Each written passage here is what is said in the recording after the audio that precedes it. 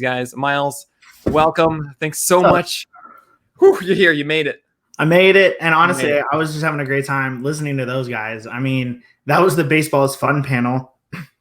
Initially we're going to call it the We Love Baseball section. We thought Baseball is Fun would be a good title for that. So I had to tune in for this. A great time. And I mean, yeah, you could have just kept it going. I was having fun back. I know. I kind of was just like, Myles, I mean, you can keep pushing this back, but no, of course not.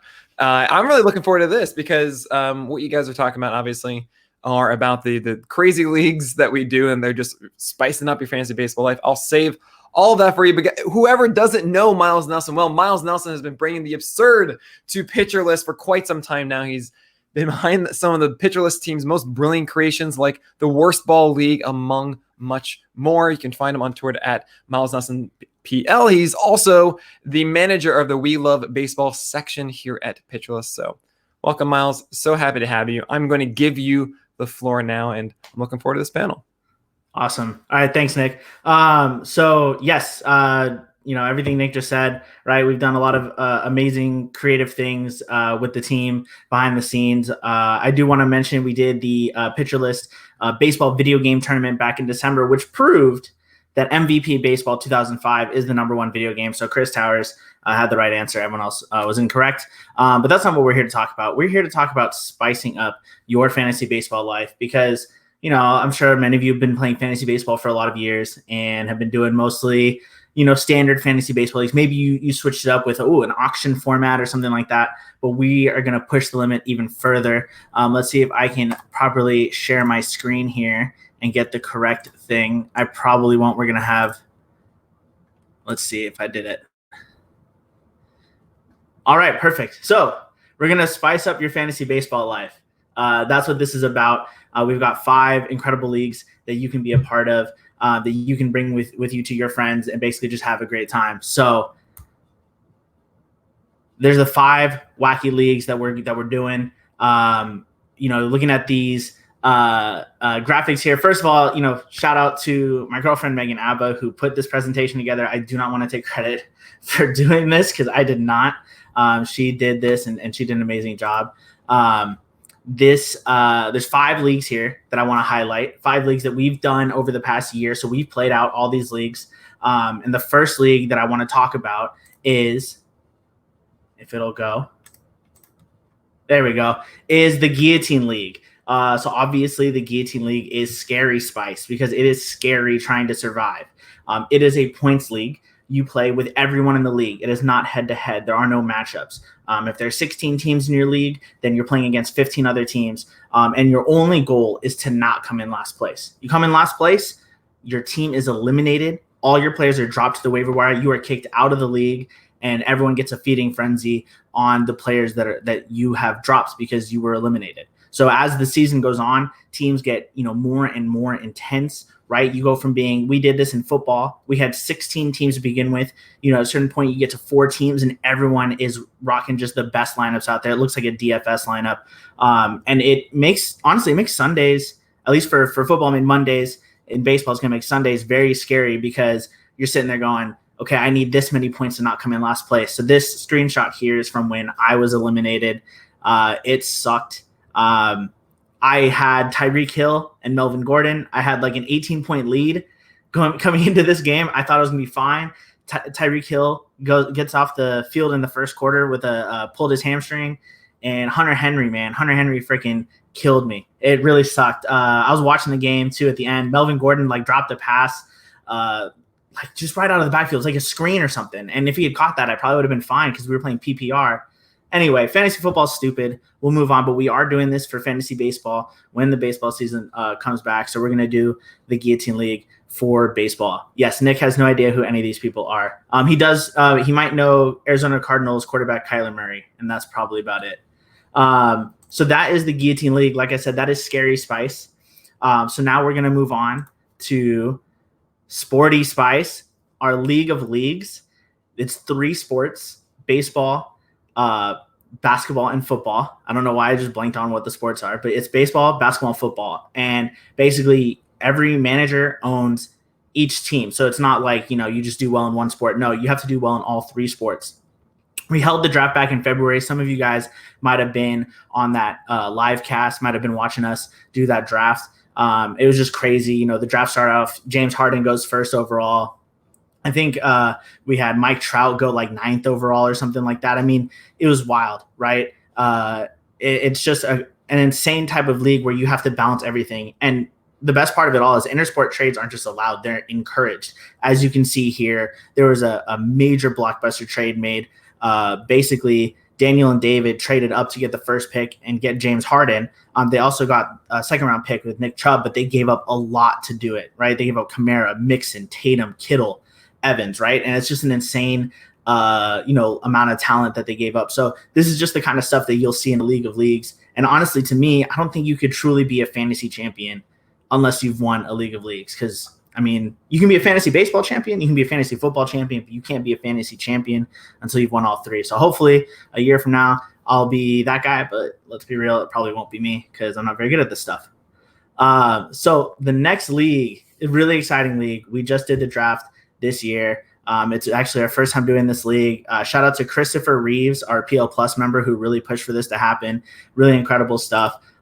This is our co-manager league, and here with me to talk about it is Alexander Chase, who helped me moderate and run everything. Alexander, man, how you doing? You know, I'm doing pretty all right. I want to, before we get too far, just give Chris Towers some credit. Carly Rae Jepsen's Emotion is an absolute perfect album, and anyone who did not think that he was correct whenever he gave it, it's credit that it sorely deserves. Give it a shot. But yeah, no, I was really excited to be part of this project. I for a couple weeks there was basically on my phone getting Discord notifications and drafting or helping other people out with this draft, and it was an absolute blast to be a part of.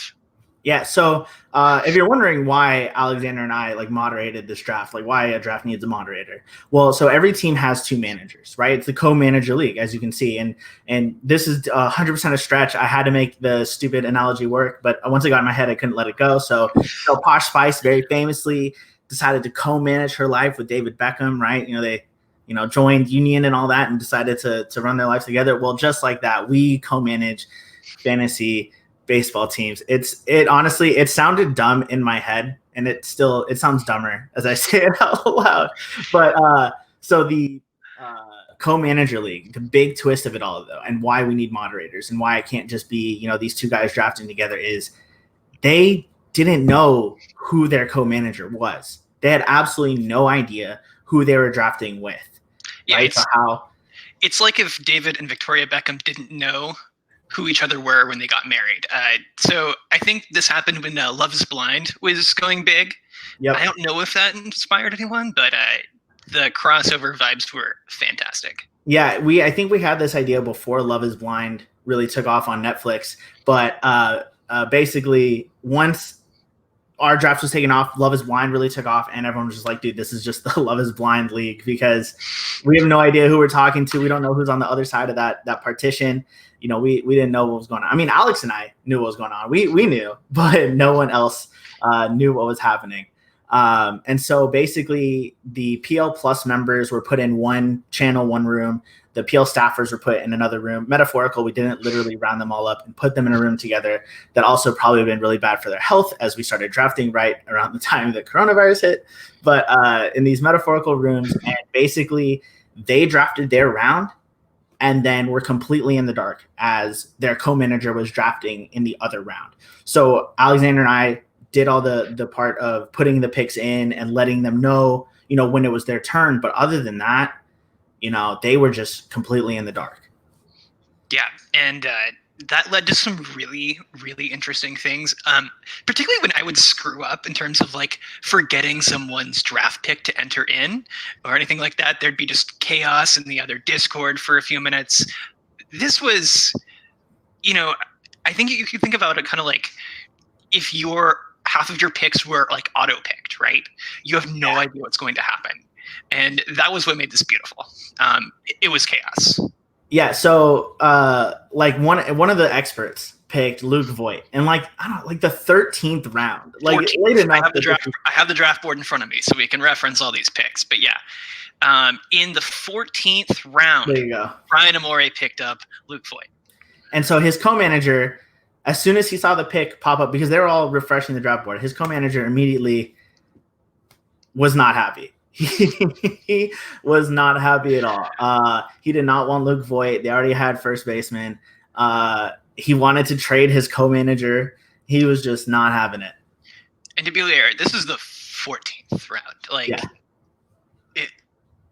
I think that we do a pretty good job of like making those late rounds interesting on like our collective podcast, but also, I mean, the stakes could not necessarily have been lower in a lot of these cases. And the fact that people really ran with the intensity of this for as long as they did was incredible. Because, you know, normally people think you got to put money on the line to have fun with a league, you know, to get other people involved. And, you know, there's absolutely nothing on the line there.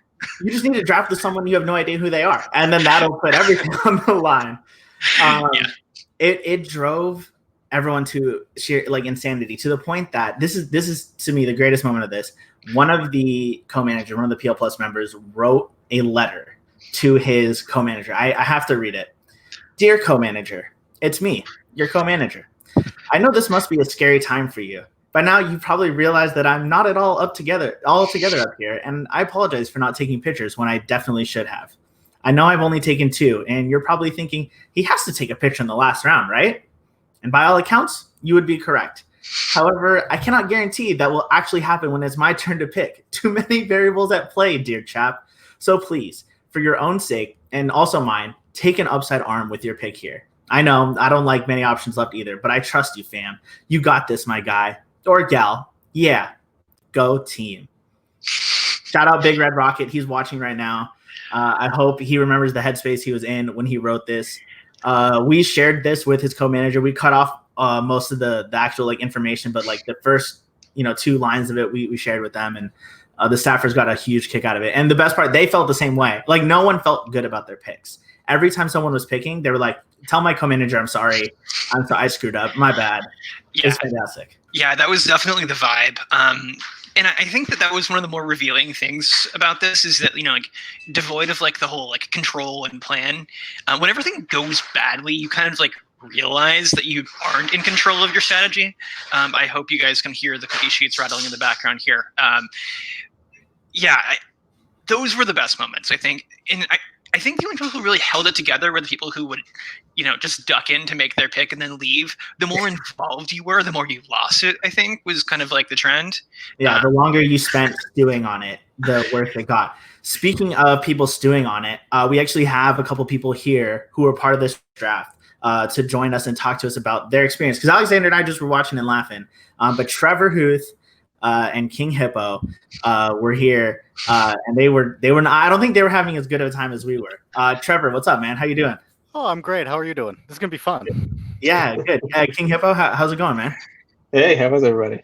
You guys excited? Oh yeah. This has been great all day. So I wanna run a couple of things by you guys. I just want to get your thoughts. Just tell me what was going through your head. King Hippo, what was happening when you wrote this? Well, I gotta say it actually started. That was my co's. That was Trevor's second pick. His first pick was Jack Flaherty in the second, and that pick wasn't I didn't have a big issue with it. He's not my guy, but in the second, I was a little frustrated by it. So then when this came, I was kind of set off because it was now 2 for 2, where my co was picking guys I didn't want to pick. 2 data points. Now you have a trend, and I kind of lost it a little bit. I like Vladito. I just didn't like him in the 4th. Yeah, and that was like the beginning of the 4th. And we're gonna talk about the whole wheel thing. Yeah, these guys were at the wheel. They had the first the pick and then the 12th pick coming around, so they kind of had a really unique point of view. Trevor, do you defend your Vladito pick? You still feel good about that one? Oh yeah, always. So how do you feel about Jose Leclerc? The whole trend here is that King Hippo probably drafted a lot better than I did. I concede that. I've conceded that forever. But the thing is, when you draft, you have this subset of guys, right? Like I've done an irresponsible amount of drafts this year, and yeah. So you have your guys that you go for, and apparently my board, the guys that I go for is not the same. For those of you guys at home who don't understand, Trevor Huth is drafting for a dynasty league in every draft. Always, yeah. I mean, I'm a dynasty writer, a pitcher list, right? So I go young. So yeah, I definitely defend Vladito. I mean, listen, he hits at 108 miles an hour directly into the ground. If he lifts it up a little bit, we're in business. I defend that. I think that's great. But yeah, no. So when it came to Leclerc, and I'm sure another player, I'll hold his name off because I'm sure he's coming up. But it's just a matter of these aren't the guys that I would be taking. These aren't the guys that I usually have. So when it happens, it kind of just throws you off a little because I'm used to thinking, okay, this is in these rounds, this is kind of where I want to go. And then you get Jose Leclerc and you're like, I don't even know if he's a closer because I've never had him before. So, it just comes down to the fact that these aren't guys that I go for. So it's almost like the unknown just because they're not on my board ever. Yep. Yeah, it's actually that unknown that really like amplifies everything because it's like Christmas morning. I remember it being so. There's so much anticipation every time your co would be making a pick because you have all the players in your head that you would love to have there, and you don't know what your co is going to do, and you really don't know what these people are going to do. I don't think anybody felt very assured of what their co was going to do, anybody in the league. And if it was somebody that isn't on your list, it was very it was like cold water to the face. And you know what? You might have had started worst. It started from the first round. It really did. Because they talked about us being at the wheel. It wasn't like the back wheel. We were first overall pick. And I got excited because I've never had Mike Trout before. And I'm thinking, oh, great. I get Mike Trout. We have the 1-1 pick. And then that didn't happen because, I was excited. And then I remembered that as the staff member, I don't get the first pick. I get the I get the when it comes back around. So he had the first pick, and I was waiting on him to pick Trout because I finally get Mike Trout. I have another share of Ronald Acuna now. Yeah, I actually kind of want to riff on that because every single time you guys were up, it would happen. Trevor picks someone, we get a rant in the PL Plus chat, and eventually we get another pick, and then we get a rant back in the staff chat, and I want to applaud both of you guys for being, I think, some of the most active members in general, not just talking about your own business, but, being in everyone else's business, which is what made this great. But I kind of want to get to kind of a weird topic strategy-wise. A lot of people don't feel like they knew what their co was going to do. But, Trevor, were there any cases where you in particular were like picking someone with hopes that another player would be taken afterwards? How did that affect like what you did? It didn't really. I'm sure, as you could tell, I tried to veer away from only picking guys who were valuable in dynasty leagues because I know that the co-manager, they probably wouldn't enjoy that much. Although after talking to him, it probably would have gone over better than what I did. But when you start off and you get Mike Trout, and then I'm just going to assume the second pick that King Hippo made is going to be coming up. So again, I'm going to omit the name. As much as I would like to throw it out there right now. But at that point, I'm just like, you know what? We're not going to be on the same page ever because these are supposed to be the easy picks. So I tried not to let that affect me and just get, obviously you have to pay attention to, well, we might not have a shortstop yet or whatever the case may be. So I tried to pay a little bit of attention to that. But for the most part, I'm just thinking, you know what?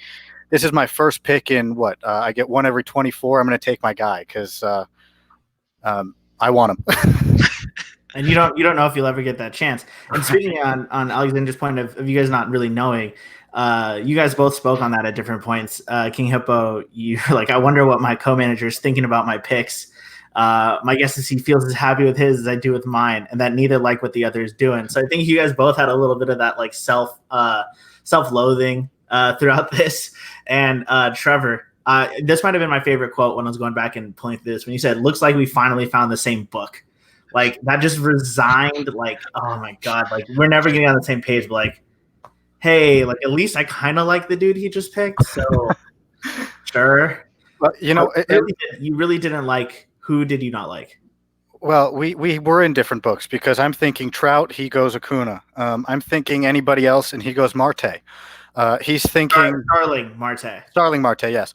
And then he's probably thinking anybody else, and I go Flaherty and Vlad, and that's just the first 4 rounds.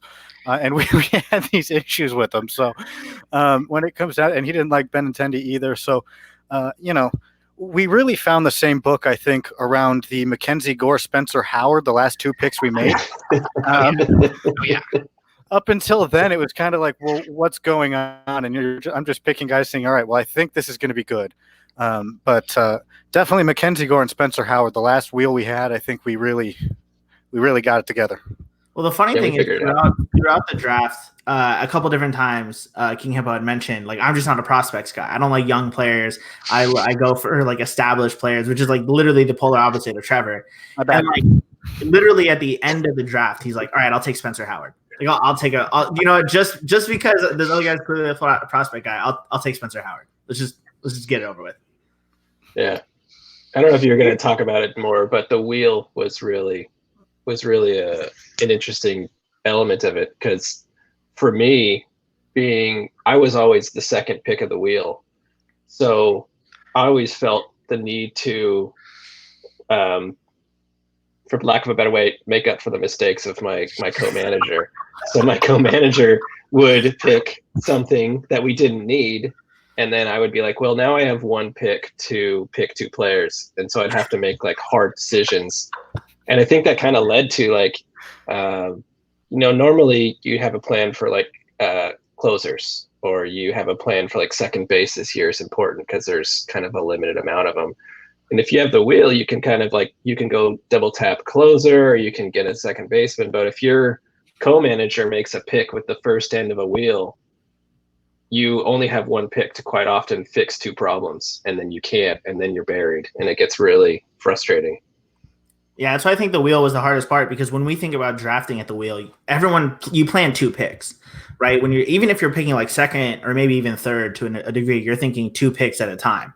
You're not thinking, I'm just filling this 1 hole. But you literally could not do that because neither one of you were in control of both picks. And honestly, King Hippo, I think you had it the worst, because you'd make your pick and then you'd have to sit there and stew for 23 picks. That's what the Discord is for. Trevor makes the pick and then boom, it's over. And then, you're usually right up to make another pick. And then Trevor's thinking about his pick coming up. Yeah. But you're sitting there for 23 picks waiting, like, what the hell is my co-manager going to do? Like, you have no control over it. You're just leaving it up to fate. And I don't know how you guys did that. Yeah, kind of like reversing that point.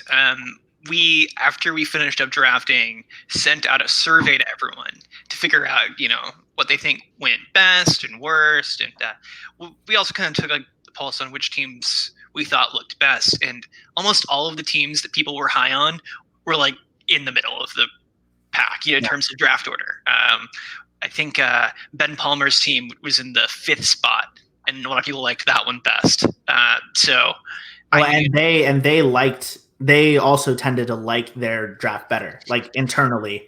Yeah. Yeah, and I think that was the sort of thing where there was less compensating. So just by virtue of them being, making decisions not to try to like overrule one another, they were able to go out and find players that complemented their team rather than, just piling on here. And that's not to say that there aren't some players that I'd be really excited to own in this team.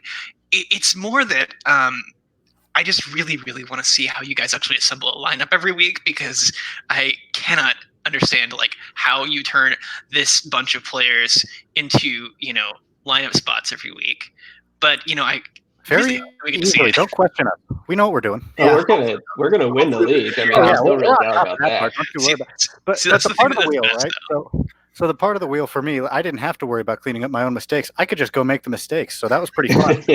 But but again, like admittedly, I don't know that this was one of my better drafts, but we do have some good players here, I think. Our pitching, I know you might not be high on Flaherty in the second. I think I'm in on Flaherty. So when you go Flaherty, Clevenger, Glasnow, I think that's a great 1, 2, 3. But the wheel was tough, and I think that it's just because we don't have as much chance to see the draft happening. So So especially with only one pick, you're just sitting there like, okay, well, I think I just have to take a guy. At least I was. I think I just have to take a guy. This is my guy. I'm going to zero in on this guy. And when he gets taken, here are my two other guys that I think I want. Yeah. And that's it. I mean, I can't react to, what my co-manager took and then wait to see how the rest of it plays out. I did, because actually circled back, but he didn't have that luxury. It's so difficult, because if I was picking from that spot, the wheel's great, but only getting one pick, I wanted Vlad. I didn't think he was going to wait, or I didn't think he was going to make it back. So I just went for it, because once he gets that launch angle right, we have the best hitter in the league. Don't you worry about it. All right, so I gotta wrap this up because we got 2 more leagues to get to. I got plenty more guests coming, but I want to ask Trevor King Hippo: is love truly blind? Do you? But in all seriousness, though, some people obviously didn't watch that show. Yeah. I'm one of those people. I have no idea what you're talking about. If it's a direct reference, I have no idea what you're talking about.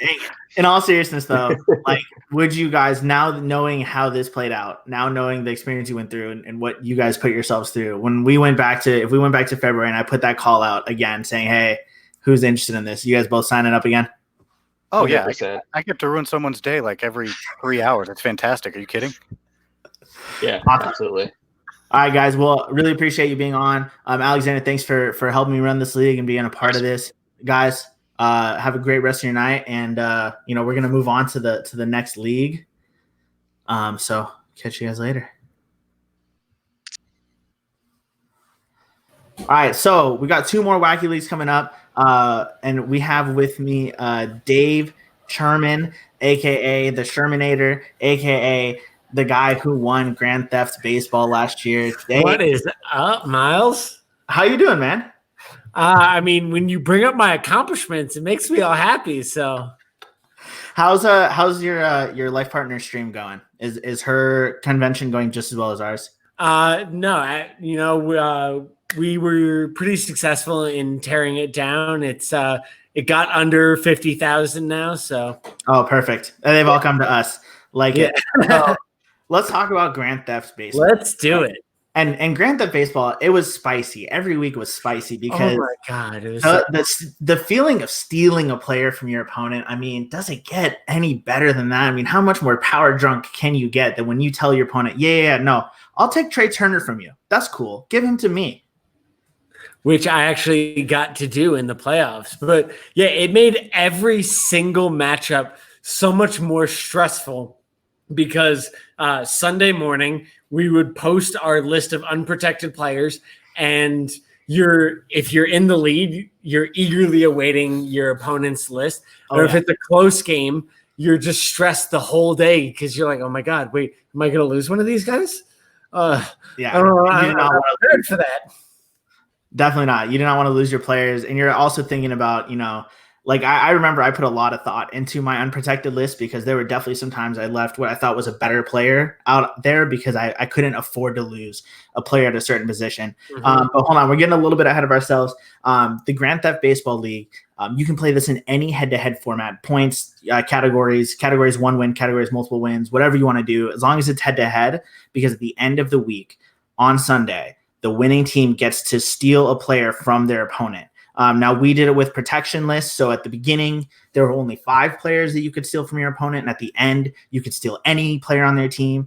We ramped it up as the season went on. And so that basically kind of takes me to, if it wants to go to there we go. How did you decide who to leave unprotected? Was there a strategy, or was it just I'm keeping my best players? Sure. So, early on, it was pretty easy. You take the worst players at the bottom of your roster, the ones who are most easily replaceable. And the catcher. Everyone put their catcher up. Yeah, everyone who didn't have JT Realmuto. Gary Sanchez. Although I did steal Gary Sanchez in week 16. But everyone exposed their catcher. I lost Wilson Ramos week 1. So, yeah, that was pretty easy early on. Later on, it was very much like what you said. It's like, okay, who can I least afford to lose?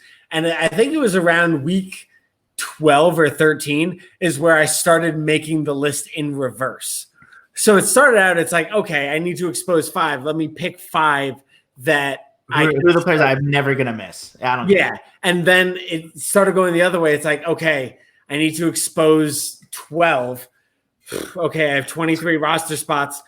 I need to find the top 11 guys. No one else can be protected. And it was also around then that it really started actually getting painful. Like early on, like even like, okay, like I lost Cole Hamels at one point. I was like, that was it was a quality start league. That's a pitcher that could have done well for me. But like week 12, week 13, you're starting to talk about guys like, I think Mike Clevenger was stolen around that point. And it's just like, I don't want to lose this player. Yeah. I really don't. It got really hard around that point.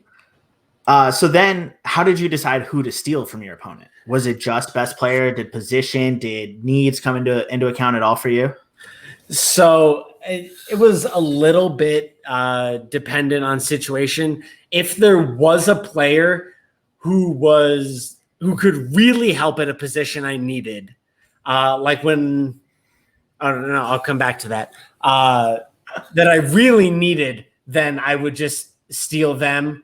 Like when I stole Sonny Gray, it was after I had lost Cole Hamels, Kyle Hendricks, and a couple other pitchers, and I really needed a starter, and he was the perfect insert into my lineup. But there were other times when there wasn't really a need, so you just take the best player available. Like week 16, I already had Yasmani Grandal, but I stole Gary Sanchez because he was the best player that Dave Fisher had. And then I packaged Gary Sanchez and Josh Hader. And someone to get Josh Hader, or I traded Josh Hader. And I forget who I got from. You made a lot of trades from your steals. I do remember that. You like steal a player and then that made this other player unnecessary. So let's go turn that into something else. You definitely made the most advantage of that. And then like how intensely were you staring at your matchup on Sunday? Oh, very intensely. There was actually a day I was staying at my mom's house up in the mountains, and when you're up there, there's a lot of work that always has to be done. She lives kind of out in the middle of nowhere, so we were doing a bunch of stuff. But every 10 minutes, I was running inside, checking my phone. She was yelling at me and just walking in on me yelling at Andrew Heaney because he'd gone through 5 innings of 1-run ball. And in the 6th inning, he gave up a 3-run home run. There goes the quality start. Quality starts league, and boom, quality start gone. He threw away ERA and whip, and a 7-3 lead turned into like a 4-5 deficit in 1 inning, and I was devastated. Yeah, I definitely feel that. Here's a couple of moments I could find from the chat. Nathan Mills, who ran train on the league during the regular season. Oh my gosh, yeah. He was going to lose to Daniel Port, who was like by far doing the worst. Like he lost some good players early and just never recovered. Mm-hmm. And we were all super stoked that Daniel was going to steal a player from Nathan. Nathan was finally going to end his winning streak. And I don't know what happened, but he came back, and the fact of the matter is we were all like on there checking. Like this is my matchup, and I'm like checking because I'm like, please, Nathan. We're all rooting for Daniel at this point. Yeah, man. And then when later on in the season, you're playing Nathan, and you need a stolen base. I think the concept stolen base. It was Starling Marte. Yeah, and I'm watching this, and you look at this, and you go, man, you're pissed that he hit a double because he's not going to steal in that instance. So you needed that stolen base. You got the stolen base later in the game. You prevented Nathan from stealing a player from your team. Like this is the kind of stuff we're looking at. This is like, to me, this and the Guillotine League were very similar because on that last day, you're just staring and staring and staring, refreshing in the hopes that you're not going to be screwed over. It's two very different types of burn, obviously, because Guillotine League, you're eliminated and it's over.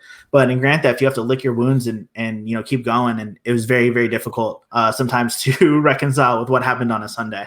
Yeah. And if I recall correctly, that morning, Nathan put out his list, and we were protecting like 3 or 4 players at that point, and he didn't protect Cody Bellinger. Yep. And I like messaged you. I'm like, can I lock it in now? I don't want him to realize that he didn't protect Cody Bellinger. Yeah. Yeah, you got Bellinger. You avoided giving up one of your top, 5-6 players in return. But then I lost Bellinger the last week. Hey, spoilers, man. We're getting there. So then we've got before we get to that though, best thefts of the season. These were nominated by everyone in the Discord. These 4 really stood out just because of the sheer, what you were able to get from these players. The Ketel Marte steal still stands out to me because he was stolen on April 29th, way before his breakout really started. And he had one hell of a season. Oh, yeah. For you, who would have been if you were awarding best theft, which theft would have been? I mean, among that list, I think it has to be Ketel Marte, just because of how long he benefited Dave Fisher. Yep. I couldn't have expected when Fenko put him out there in week 4 that Fisher was going to steal him and he was going to be that good. No. I was going to pick someone not on that list. Really? I still feel I did not think that when I put Yordan Alvarez out in week 14, he had just been called up 10 days earlier, and I thought I could slip him through. Nope. And Brandon Lundberg stole him from me, and of course, he went on a huge tear the whole rest of the season. That's fair. I think to me, Alvarez is probably just the third best, just because Suarez, the numbers he put up, especially to get him when they did, because I think this is Daniel Port who got Suarez, because Suarez literally lit up right after this. For me, he needed it bad. Port started 0-10. He lost Max Fried. He lost Yu Darvish. He lost a lot of really useful players. He had a rough stretch. And actually, the whole snowball effect, right? And you lose a player and it's hard to come back from that. Or you go on a 5-week winning streak just before the playoffs and you're able to steal a bunch of great players. So, for example, week 16, Dave steals Gary Sanchez, who he then traded. I put up these stats, but still, a heck of a steal there. Week 17, you steal Jorge Soler. 16 home runs after week 17 of the season, which is ridiculous. Week 18, you steal Sonny Gray, who has 6 quality starts down the stretch at 2.18 ERA. Yeah, he was fantastic. Week 19, you saw Cody Bellinger. Didn't get to keep him for very long. You lost him right before the playoffs start. You went on a 5-week winning streak and then lost the matchup before the playoffs and lost Cody Bellinger. Mm-hmm. Week 20, you stole Jose Barrios. Didn't include his ERA or whip here because they weren't very good, but he did put up 4 quality starts and 40 strikeouts down the stretch. I don't know if you kept him the whole time, but decent numbers at that point. This is the kind of stuff though that this is what propels you to keep winning because you're adding these players to your roster at no cost whatsoever. Oh yeah, it's huge, but it was also just the luck that they all performed as well as they did, because you also went on a huge winning streak. You won 9 of your last 10 games, but just the worst luck. You stole Joey Gallo, and then Joey Gallo gets hurt. Steal Shohei Ohtani, and then he gets shut down. Fernando Tatis, and then he goes down. So for 2 days. There's so much luck that goes into it. So, yeah, if you lay all of that out, it looks like I'm a genius in stealing all of them. But really, it was just getting the guys at the right time. Jorge Soler had one of the best second halves of anyone in baseball last year. And now he's like a top 100 pick after being unowned and undrafted for years because of this. Here, and you benefited from that. So you head into the playoffs. You beat Brandon Lundberg, who stole Yordan Alvarez from you. Yes. The playoffs, you can take anyone. You took Trey Turner. Yeah, because I wanted to get more steals heading into a matchup against you, actually. Yep. I felt that was an area that I was struggling, so I took Trey Turner and then stole his teammate from you. Yep. You stole. So then something I thought was interesting is you predicted the World Series champion here because you stole you stole Juan Soto from me. That was really painful to lose to you. I had a horrible week. I think I made it 4-5 at one point, but I never took the lead. I don't think I ended up losing 1-9 or 2-8. It sucked. And then you beat Nathan Mills, who, like I said, ran train on everyone during the regular season. You just had a heck of a finish. So King of Thieves is your title until someone takes it from you. You are coming back for Grand Theft this year. Of course. Oh my gosh. This league was so much fun. How could I not? Like, just imagine everyone, your regular head-to-head league, but you could lose one of your best players on Sunday. Like, how is that not way more exciting than any get your best player? Like, you get to add these great players at no cost. You're dropping the worst player on your team, and you're getting one of these guys. Oh, yeah. Like, I don't know how that's not more exciting than every other league you're playing in. I mean, me personally, I'm in a lot of leagues. This is up there. They're all great. But yeah, you're absolutely right. This just adds so much spice, so much ginger spice to your regular league. Dave, thank you so much for joining on to talk about this. Always a pleasure, Myles. And I hope we get a chance to take the crown from you this year because I think we would all love that. Good luck. You'll have to steal it from me. All right, man. Thank you, Dave. Appreciate it. So now we have one last league to talk about. This is honestly kind of my baby. This is kind of what started all of it, right? Like before all the wacky leagues, there was WorstBall, which I had always wanted to do. I've got Justin Paradis with me, who was part of our WorstBall league last year.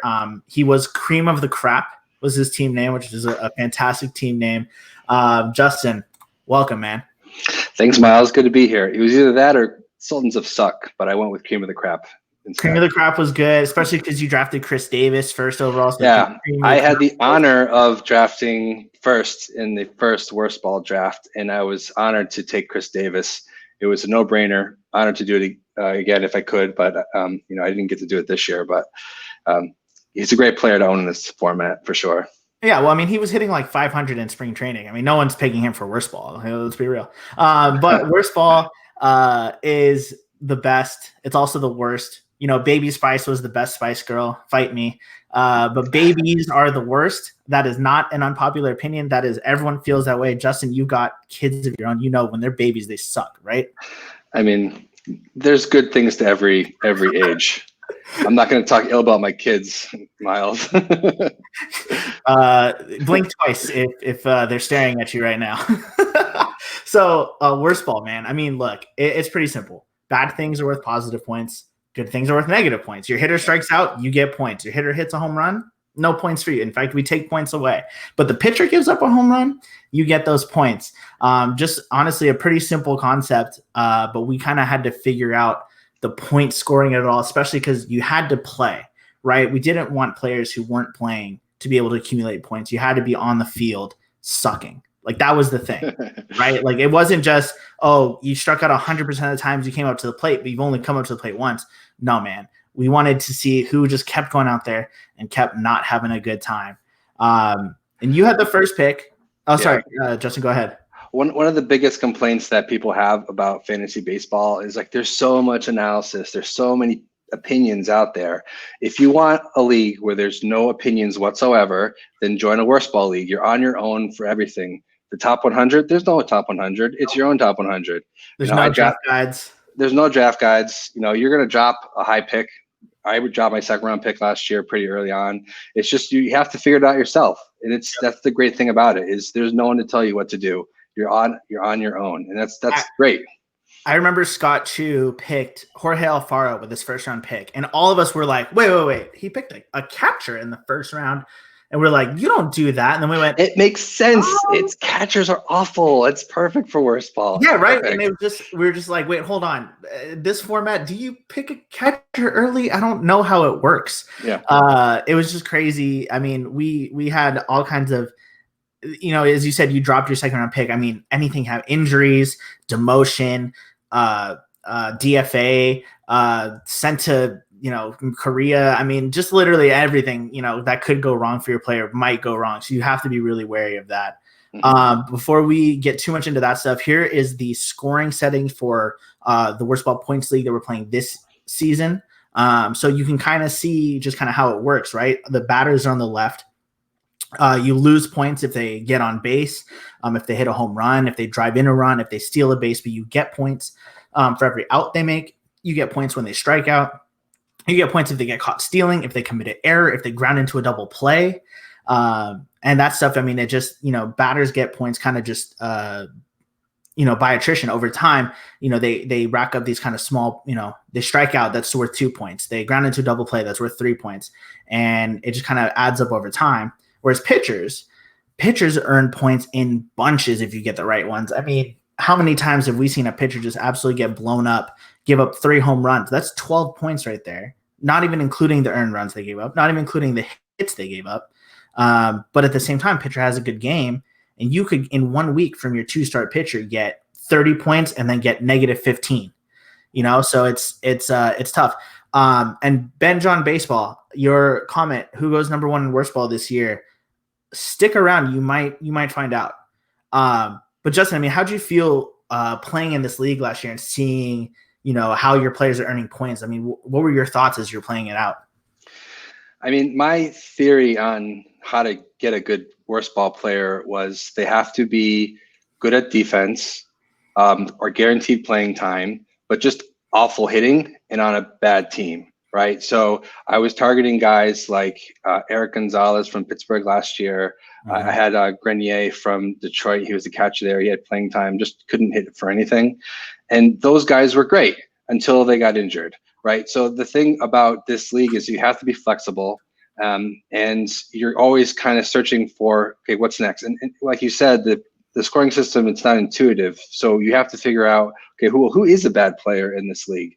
And that emerges over time. So you really can't be, I think this guy is awful, so I'm going to hold on to him.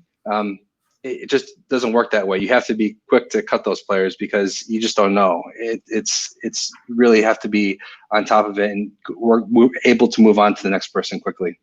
Yeah, and on that note, I remember, throughout the season, 2 strategies that kind of popped up for me that one of them I really expected, which was picking up 2-start pitchers who had horrible matchups. I remember going to Max Freeze's 2-start pitcher article, and he would list out, all right, these are the guys you want to start. Maybe you want to start these guys. I'd scroll all the way down. I'm like, no, scrolling all the way down. I don't care about the guys with good matchups. Show me at the bottom. And it's like, Aaron Brooks of the Oakland A's is being called up for a 2-start week in Colorado and then at Houston. And I'm like, I want that guy. Pick up that guy. He's going to have a bad week. He's not going to have a good time. And sometimes that one didn't work out because they'd get shelled so bad in the first start that they wouldn't even make it to the next start. Yeah, I remember too. It's the luck. You talked about luck about 2-start guys. I had Mike Fires on my team, and he had that. If you remember last year, they started in Japan, and he just completely bombed in that first game. And I was like, oh great, I'm gonna have all. It was like 35 points, something ridiculously good. And then that game didn't count, right, for the stats because it started before the season started. And then I think he had a good first start when he was back in the States. I was like, oh man, it was wasted. So you have to hold those starts dearly, and you never know when. Most likely people are gonna have okay starts, but those when they really bomb, it could. I think we had a couple games where there was like a negative 60-point game. A couple times to 60-70 point game. I don't know if you have that on your slide, but it's possible to have some really huge outputs. Yeah, there were definitely some games. I remember like the top scoring weeks from a pitcher would usually be like in the 60s, 70s. I think a couple times we had someone in the 80s. So it's definitely possible to just, I mean, sometimes there was a pitcher for the Mets last year who didn't make it out of the first inning. I want to say Steven Matz. It was Mets. Didn't make it out of the first inning and racked up like 46 points and like got one out. And we're like, that's it. You basically won your week on that because that's all you need. Now, the other thing that I did was I remember a couple times I picked up great players who were having terrible streaks. I picked up Vladimir Guerrero Jr. I guess some people might say he's not a great player, but he was like in the middle of a horrible slump where he was striking out all the time. And he actually gave me like 2 good weeks because he wasn't hitting for power and he was striking out a bunch. And I was like, I don't know how long this is going to last because Vlad Guerrero Jr. has the potential to hit like 8 home runs in a week and totally tank my team, but I win for it, and it worked out to the scoring system. The scoring system was a bit wonky last year because you could have some good players that just struck out a lot and they did well for you. Like I picked up, you didn't want to, but he was in the top 5 players for so long. Javi Baez was just there, and he's one of the top players in the league from a fantasy perspective normally, but he just strikes out so much, and he was a top player in the WorstBall league too. And Jose Abreu as well. He also was. Can be considered a pretty solid fantasy player, but for WorstBall, he was good last year too. I don't know how it's going to work this year with the updated stats if those guys are going to be as valuable, but we're gonna have to see. Yeah, we did adjust the stats a little bit just because you could be a great hitter. If you struck out enough, you'd still be a really great worst ball hitter. So we dropped the value of strikeouts, and now you're going to see. So these are the top 10 hitters with our current scoring system based on last year's stats, and it's just a bunch of guys who cannot hit for any power, or guys like Adames who pop 20 home runs, but also strike out 153 times and commit 17 errors. Yeah, I know for the worst ball draft we did this year for the a pitcher list, Gilmer Sanchez, he was the number one scoring guy last year, but his role is undetermined in San Francisco this year. So, he's typically a guy that would go in the first round, but who knows how much he's going to play. He's going to play a little bit every week, but is it going to be enough to be worth a starting spot? I don't know. Yeah, exactly. I mean, he was able to get playing time in Chicago last year because they needed his glove. But you're right, we have no idea. A lot of these players, I remember Starlin Castro. I would have drafted him in the first round in a heartbeat if he was still in Miami. But going to Washington, a team that's actually trying to win, and there's actually talented players in the infield. So it's like I don't know if they're going to play Starlin Castro enough to be good enough to give me these points. So it's just kind of that. Hitting that like that sweet spot that Eric Hosmer, for example, hits because he's being paid $25 million and the Padres have to play him at first base. So you're set there if you draft Hosmer. So it's that balance, right? It's Ariel Cohen talked earlier today about the importance of playing time, and never anywhere else is playing time more important than it's so important. It's so important in this league. Playing time is the key to winning and trying to find those. I mean, who's going to be that? Who's going to be those guys? Either in these teams that are trying to compete, and so they'll put anybody in there until the next round of talent comes up from the minors, or maybe you have someone that just plays in Colorado. Pitchers in Colorado are definitely highly sought out through this whole process, just because they're bound to have games where they're going to get knocked around. And that's part of it. When someone in the comments mentioned St. Louis outfielder, I think he's meaning Harrison Bader, who is gold glove defensively. But boy, does he even bring a bat to the plate? Like I don't know. That was my thought last year. That was my second round pick that I dropped. I thought, well, he's a great fielder, and I'm not sure about how he's going to hit, so I took a chance on him, but he didn't hit poorly enough to really merit a starting spot, so I had to make that cut. So from hitters, we go to pitchers, and pitchers is just as tough to find. I think pitching was even harder to find, honestly, than hitting. These are the top 10, and it looks like they score a ton of points, but what you don't see is there's a huge middle class of just like a bunch of dudes who didn't get a ton of innings or got the 180 innings but weren't really terrible but were just bad enough, and so it's just really hard. But if you had one of these guys, you were pretty set to a certain degree, though, because if you look at this, there's a guy that stands out in terms of innings pitched, and that's Edwin Jackson. Edwin Jackson was an MVP for the first half of the season. Right. I'm pretty sure he got released in June, and that was it. That you didn't get any more points from him. You got your 426 points from Edwin Jackson, but he did nothing for you down the stretch because Toronto didn't keep him around. Yep. You have to be ready to pivot on a moment's notice. You never know when it's going to happen to you, and it could be today, it could be next week, but you have to be ready to say, okay, who am I going to replace, and constantly searching out the waiver wire and see who's performing well, who's not performing well, or bad, whatever the word is for this type of league. You have to be on the lookout for it. That's the best part too, is we're like, oh man, this guy sucks. Wait, no, that's what I want. This guy's good. And I don't know how to talk about him. Juzio Papi mentions that he owns Reynaldo Lopez in a lot of non-worst ball leagues. Last year. Okay, that's fine. Because I was actually going to say one thing that we found out really the hard way is that you can't just rely on past performance. Because one of our owners did that and drafted Lucas Giolito in the first round because he was awful in 2018. And Justin Shirt can tell us what he did in 2019. Yeah, I took a chance on this, by the way. I'd made this before he was Giolito. Oh, well, there you go. You made that shirt when he was Gio getting lit up. Yeah. Now he's actually. It works both ways. Yeah, but so Reynaldo Lopez might be able to turn it around. Who knows? You say Kikuchi. I still have faith that he can turn it around. I thought he had some good stuff, but this is what happened last year, and it sucks to see for these guys. That's why they play the games, right? Exactly. So before we move on, was it any like last takeaways in terms of worst ball for you? Like things you're thinking about coming into this season, things you took away from last season that you found out from playing it out? I think that at least in the draft that we had already, I just prioritize pitching a lot more because it's just so hard to find. And who knows if those guys are going to be bad again this year? Who knows? It's really a guessing game. But you try to take the positions that you think there's a possibility that someone's going to stick around and be just an innings killer, an innings eater, right? That's the kind of pitchers that you want. So I know we had a couple of prospects on earlier today, and there's a couple of guys in Detroit that are just biding time until those guys are ready to come up to the majors, right? Yep. So, that's an area that I'm focusing on. I will say one of my favorite traditions that we have in Worst Ball, which has now gone on 2 years, is that the last pick of the draft is Mike Trout, right? It's hilarious. When else do you have an opportunity to own Mike Trout? Yeah, it's an instant drop, but it is hilarious. And one day he's not going to be that last pick, and that's going to be sad when that happens. But until then, that's the tradition. You think one day Mike Trout will be drafted unironically in a Worst Ball league? Hey, Miguel Cabrera used to be the top.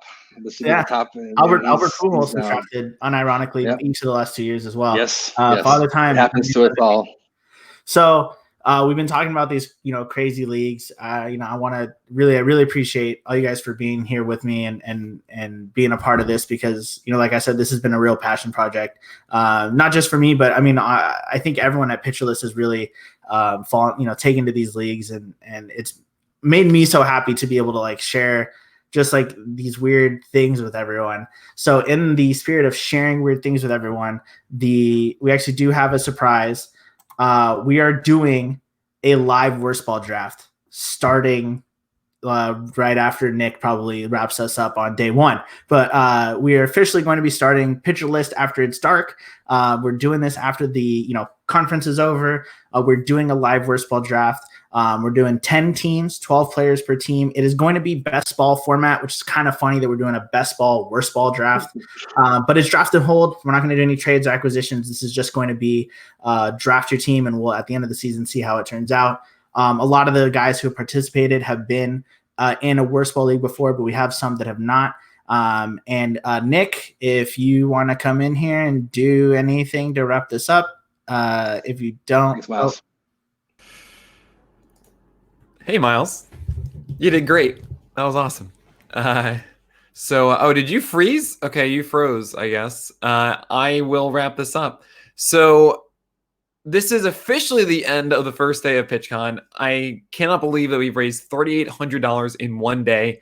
Half of that is going all to Feeding America, which is incredible. Thank you all for joining here. If anyone actually watched all the way through, you are amazing, and I love you so much. So really, thanks so much for being a part of the first day of PitchCon. It's not actually over. We're going to have what we call Plaid now, which is Pitch List after it's dark. We're going to be doing a live Worst Ball draft, and we're going to bring those guys in shortly. But before we leave and go and do that, that's going to be it for me. So I want to welcome everyone back, of course, for tomorrow. We have obviously amazing things right out of the gate there. Of course, we have, let me just pull up the schedule really quickly. Of course, we have Chris Welsh, how to create an independent sports brand. That's an amazing thing. I can't wait for that. We have Matt Kovac, the physics and philosophy of the spitball. Craig Mish doing the reality of fantasy in MLB Insider's perspective. Daniel Port doing what makes a good changeup tick. We have Becoming a Baseball Writer with Steve Gardner and Bobby Sylvester and Craig Edwards and Mike Gianella. Common mistakes in StatCast hitter analysis from Derek Van Riper. Straight into Sarah Langs doing a presentation on her toolbox for every research question. And then an awesome one with Jeff Erickson, Scott Bogman, and Casey Bubba about how they podcast about baseball. So if you want to get into podcasting and specifically also about baseball, they're going to show you all their tools of their trade. Then I'm going to be able to sit down with Jason Benetti, the announcer of the Chicago White Sox. And lastly, a fantastic panel with Chris Blessing, Ray Butler, and Ralph Lipschitz translating prospect video to analysis. So I am so excited for that second day. I cannot believe that we were following today's fantastic group with yet another amazing day of baseball talk. And it's just day 2 of 4. So I hope you're all back. We'll start it fresh right at noon. You'll see my face right then, and we'll kick it off right away with Also, Chris Welch starting right there at noon. So I hope you see us then. Twitter is the same exact thing. You're going to see a tweet from us. And also on Twitch, you can say right where we are right now, twitch.tv/pitchlist. You don't have to move at all there. But anyway, thank you so much to all presenters today. Thank you so much for everyone that has helped us raise $3,800 so far. Hopefully we can get to that 10,000 and maybe even go beyond so we can win all those or give out all those stretch goals that we have. I can't wait to do. So there is something else coming right now. I'm going to push it back to Myles and a company. They are going to do a live worst ball draft for 10 rounds, which is amazing. So I'm going to add them all here now. Welcome back, guys. Hey, good to see everybody. Welcome, Eric and Rihan, who's done a lot of editing for us so far. One of the unsung heroes, as I call the editors. Of course, you guys know Justin, Trevor as well. And hey, there's this guy named Myles who just did a fantastic job. So I am going to pull this up now. I gotta find it where it is. I have all these different tabs and stuff. There we go. Yeah. And then I'm going to share my screen for it I love that Yancey, by the way, has not left the behind the scenes. It's a great place to watch. It's great. I love it. It's the best He's always ready if you need him. So I'm joining tomorrow. I think this should work. There we go. Beautiful. Let's get rid of that stuff. And you guys will see if I have email, which is great too. But I'm going to leave now. Can you start the draft? I actually don't have access to start the draft. Yeah, I don't know why. The button's not there. That's hilarious. It's not here for me either right now, but that's a good start. Here we go. I can do this. I'm draft mode. Ta-da! Get your list after it's dark. And, there we go.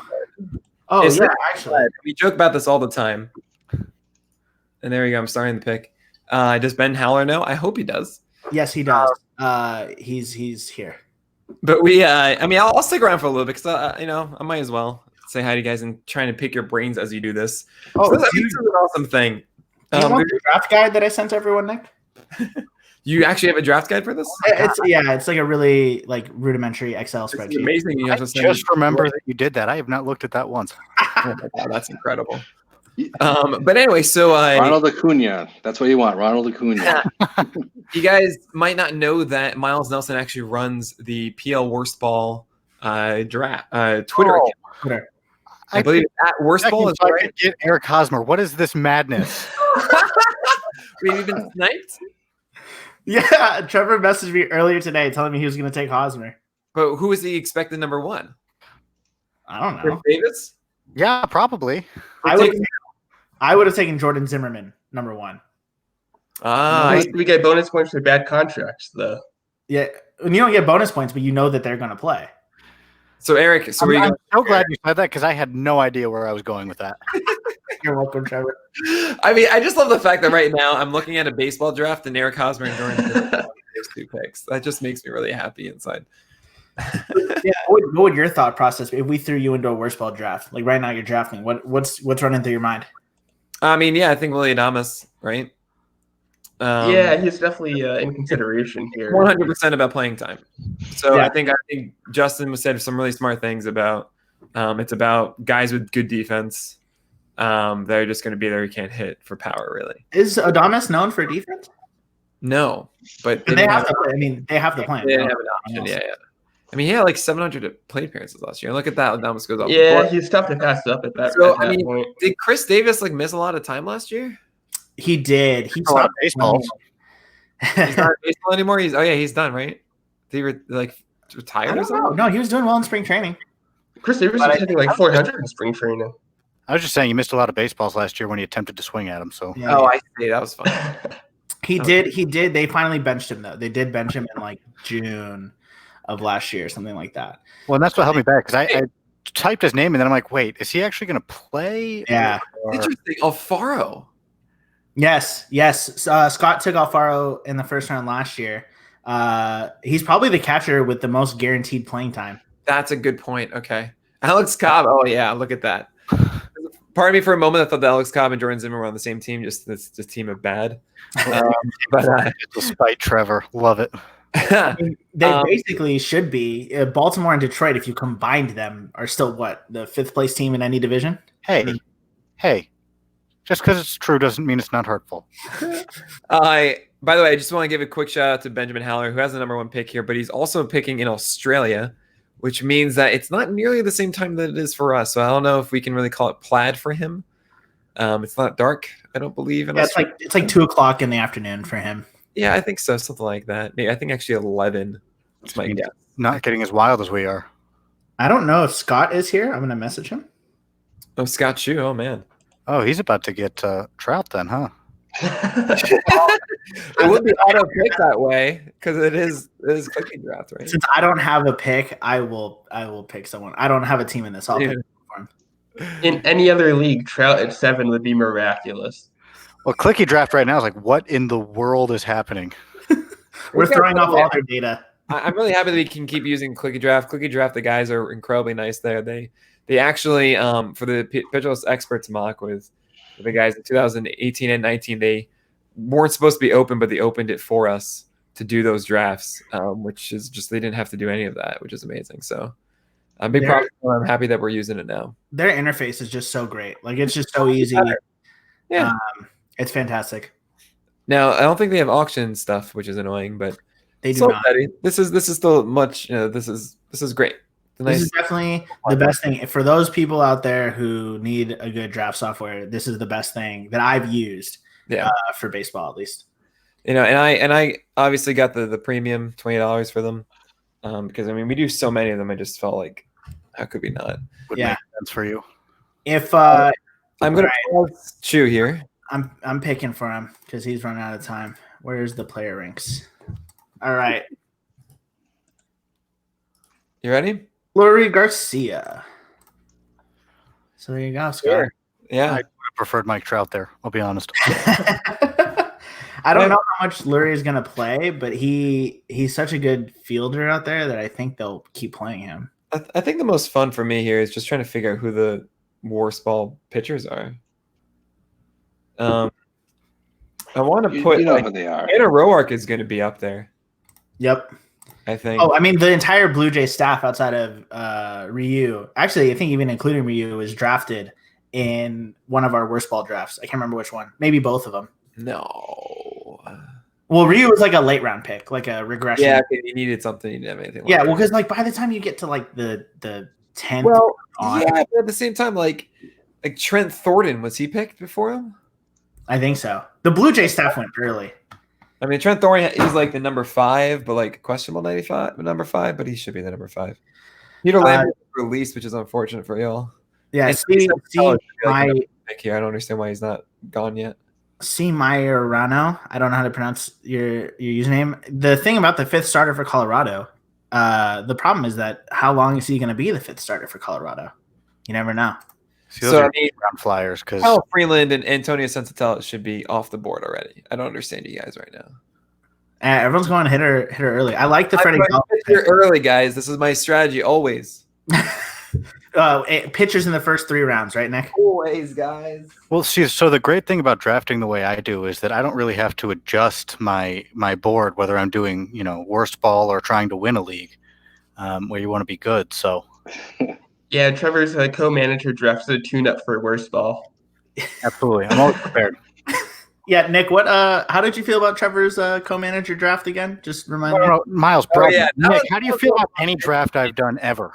I do this more often. I think for those that are around, I am okay revealing one of these stretch goals, and it's that Alex Fast and I want to cover like your fantasy draft. Like do a live stream of us announcing your fantasy draft. Shut the front door. That is awesome. We want to do that. We gotta raise enough money to do that. So hopefully we can. That's a great. I will say, like me just reviewing a draft that I had no horse in was super fun. Like I was just like, all right, don't like this. Yeah. And going back here, but Nico's a tough sell. Nico? Yeah. Oh, Nico Goodrum. Oh, I see. Why is that? Why do you say that's a tough sell? Oh, he's one of the only guys in the lineup that I would tell you is actually going to hit. But at the same time, so remember, this is being a draft and hold league. You don't have the luxury of replacing these players, so that means Goodrum will play. Yeah, but I don't know. I mean, this early. I mean, I could see later. This early, Jacoby Jones is awesome, but I feel like Goodrum's actually gonna be decent. Get playing time. Justin, you didn't talk at all about your Rugnet Odor pick. Would you like to enlighten us? He strikes out a lot, and I'm just hoping that happens. It could be a terrible disaster, but that's okay. You can make mistakes in worst ball. Ooh, bad Keller. I like it. Yeah, Nick, Odor in touches. Brad Keller? No, why would you go Brad Keller? Tell Liam Casey what time it is. What's up? It's game time, Liam, and you're not doing it. Like, what are you doing? No, but seriously, Brad Keller should be much better than. I think he could be the best Royals starter. Who else is on the team? Danny Duffy, Jacob Eunice, Eric Skoglund. No, he's a Manor now. But yeah, your boy Glenn Sparkman. Glenn Sparkman, dude. When I was writing up Glenn Sparkman as pitch of the year, you know what I discovered about him? What'd you learn? That was his first full season in the majors. Yeah. Like, I feel so bad. Like, he finally broke through. Hey, league. There was a pitcher back in the day. Okay, this is fun. I don't want to reveal who this is. Oh, are we playing trivia? Yeah. This pitcher, in his first season in the majors across 14 starts, had an 8.02 ERA and 187 WHIP. Is that all we get? Decade? In 2016. He has since had 3 seasons all under a 4 ERA. His first season was 2016, 8.02 ERA in a full season, 58 innings. But nevertheless, like, you were put through the ringer. 2016. Someone we were all hyped about too. Zach Godley. Surely not. No, Godley went the other way. Cholo Colon. What? 2016, Trevor. 2016, 58 innings. No, guys. Luis Castillo. Nope. Oh. Come on. Luis Castillo in 2017, that was like the greatest thing ever, and that's what created the trap of 2018 for me. Right? You got me. This would be Jose Barrios. You know what's funny? Oh, wow. I actually thought Barrios. Oh, I shouldn't have talked after drinking that whiskey. But I thought you said 3 seasons since then under 4 ERA. I thought for sure he ended a season above 4 in the last. No, 389, 384, 368. Oh man, yeah. I figured one of those seasons was like 4-2 because he's always right there. You weren't fortuitous to get it. I am so sorry. Welcome to Plaid. If it makes you feel any better, when I was forcing those Spice Girls references, those were so great. That was like my favorite part. I was like, this is something Nick would do, so I don't even feel bad. It's so scary Spice. Because this is the scary league. I was like, oh, is this happening? Is this what this is? Oh, that made me so happy. Hey, what's up, Jetto? What up, Brad?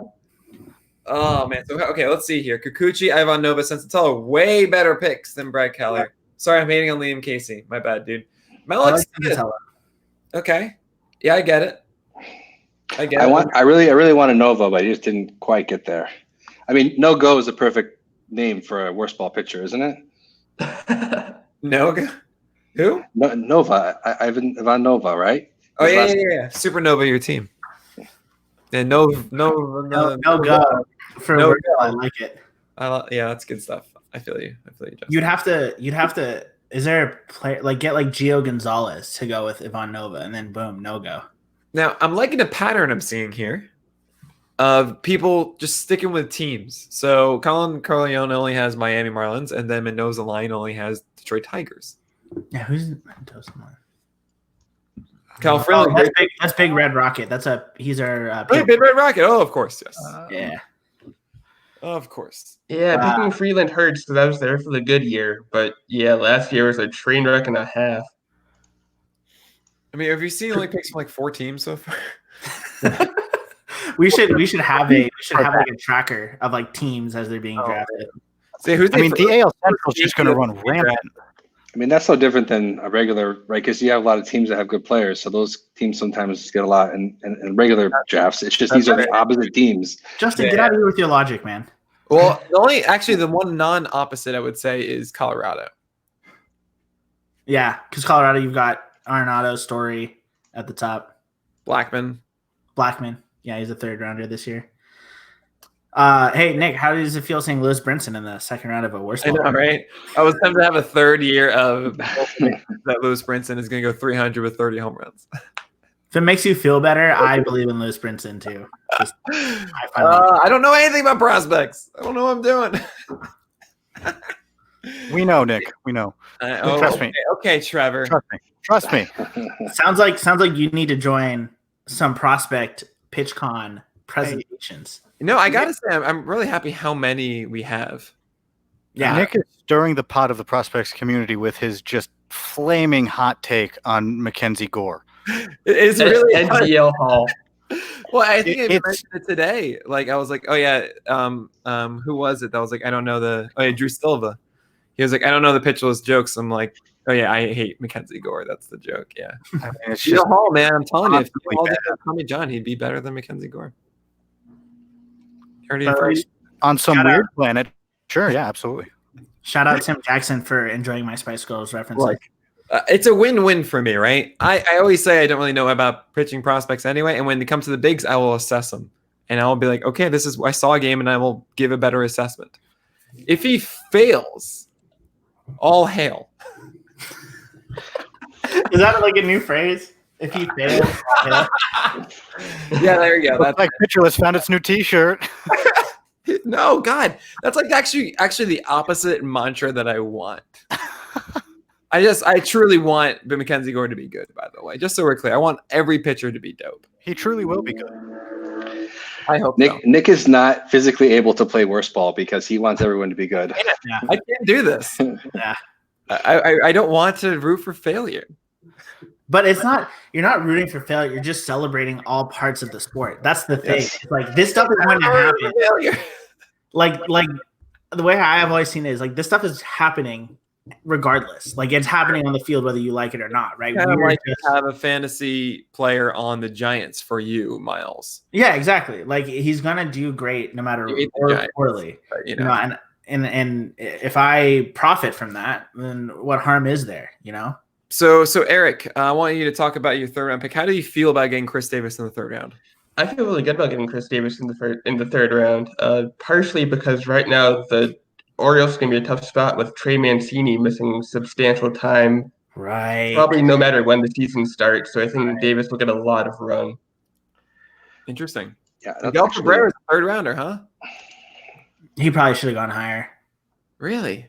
Both of those guys should have probably gone higher. I think the concern with Davis is playing time, and that's warranted. But I don't know what the concern is for Cabrera. Cabrera's going to play.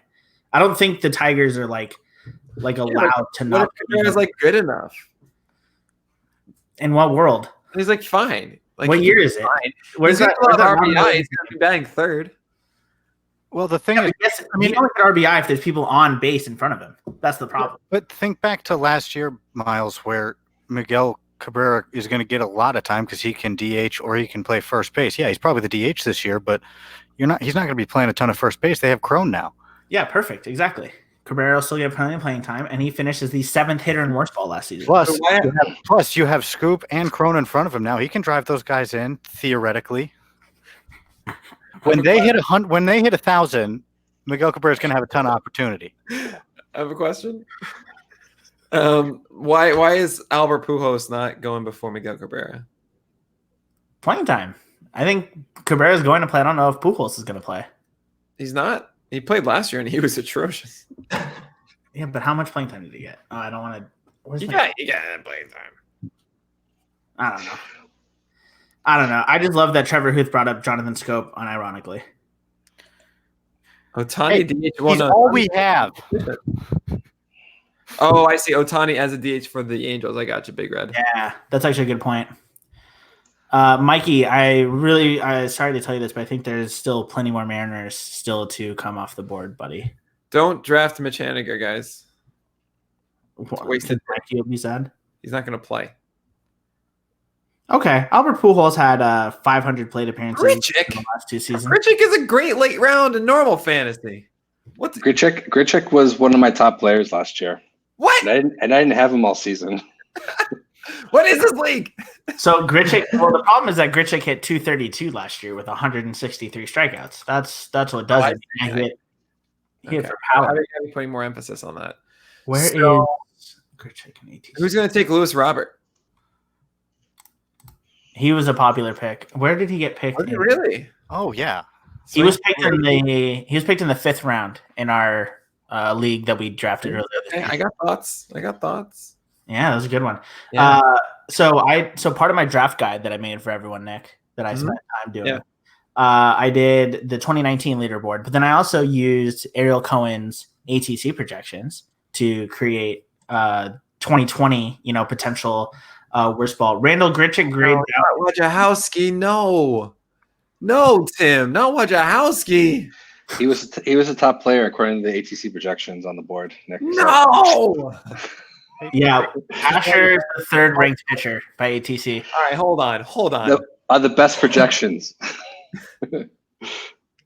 That was. I sympathize with Woj because I also feel like my last name would not fit inside the entire square either. It does actually. It does on mine, but I guess it's too truncated for this, which is unfortunate. That's pretty good. Eric. I mean, that is very true. A-bomb, of course. That's what it was. Hey. Why hey? I told you at the time when you asked me about that. I told you about my heritage. And you said, that's fine. I'll put it on the website anyway. But it's a wash. Dakota Hudson. No, it's absolutely warranted. Yeah, Dakota Hudson also sucks. Dakota Hudson. Yes.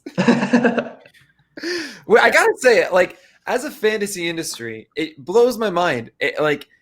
At the end of the year last year, everyone was like, yo, Dakota Hudson. Yo, Dakota Hudson's dope. Yo, Dakota Hudson. Yeah. And now, no one drafted him. Not even in, 15-teamers, auctions and stuff, did anyone care about Dakota Hudson. Well, yeah, it's his stats.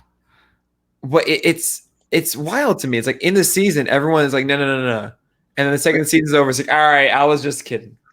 Where'd you rank him, Nick? 100. 100. Something like that. I understand if he throws his slider better or more often and doesn't rely on just throwing sinkers just over the plate and hoping for the best. There's an opportunity for him to do well because that is a really good slider. But I mean, if anything, I'm actually more in on Dakota Hudson than I guess the entire industry is because no one cares now. Jonathan VR, a high risk, high reward pick in the 4th round. I like VR, and I like Rojas. Jonathan Vilar, if you're Gray.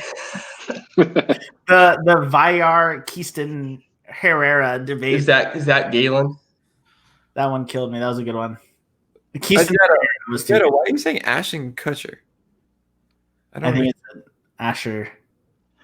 Oh, Ashton. Okay. So since we're talking about Dakota Hudson, I decided to look at last year's leaderboard. Dakota Hudson led qualified pitcher, well, all pitchers, not just qualified, in total walks last year. Oh yeah, 10 point.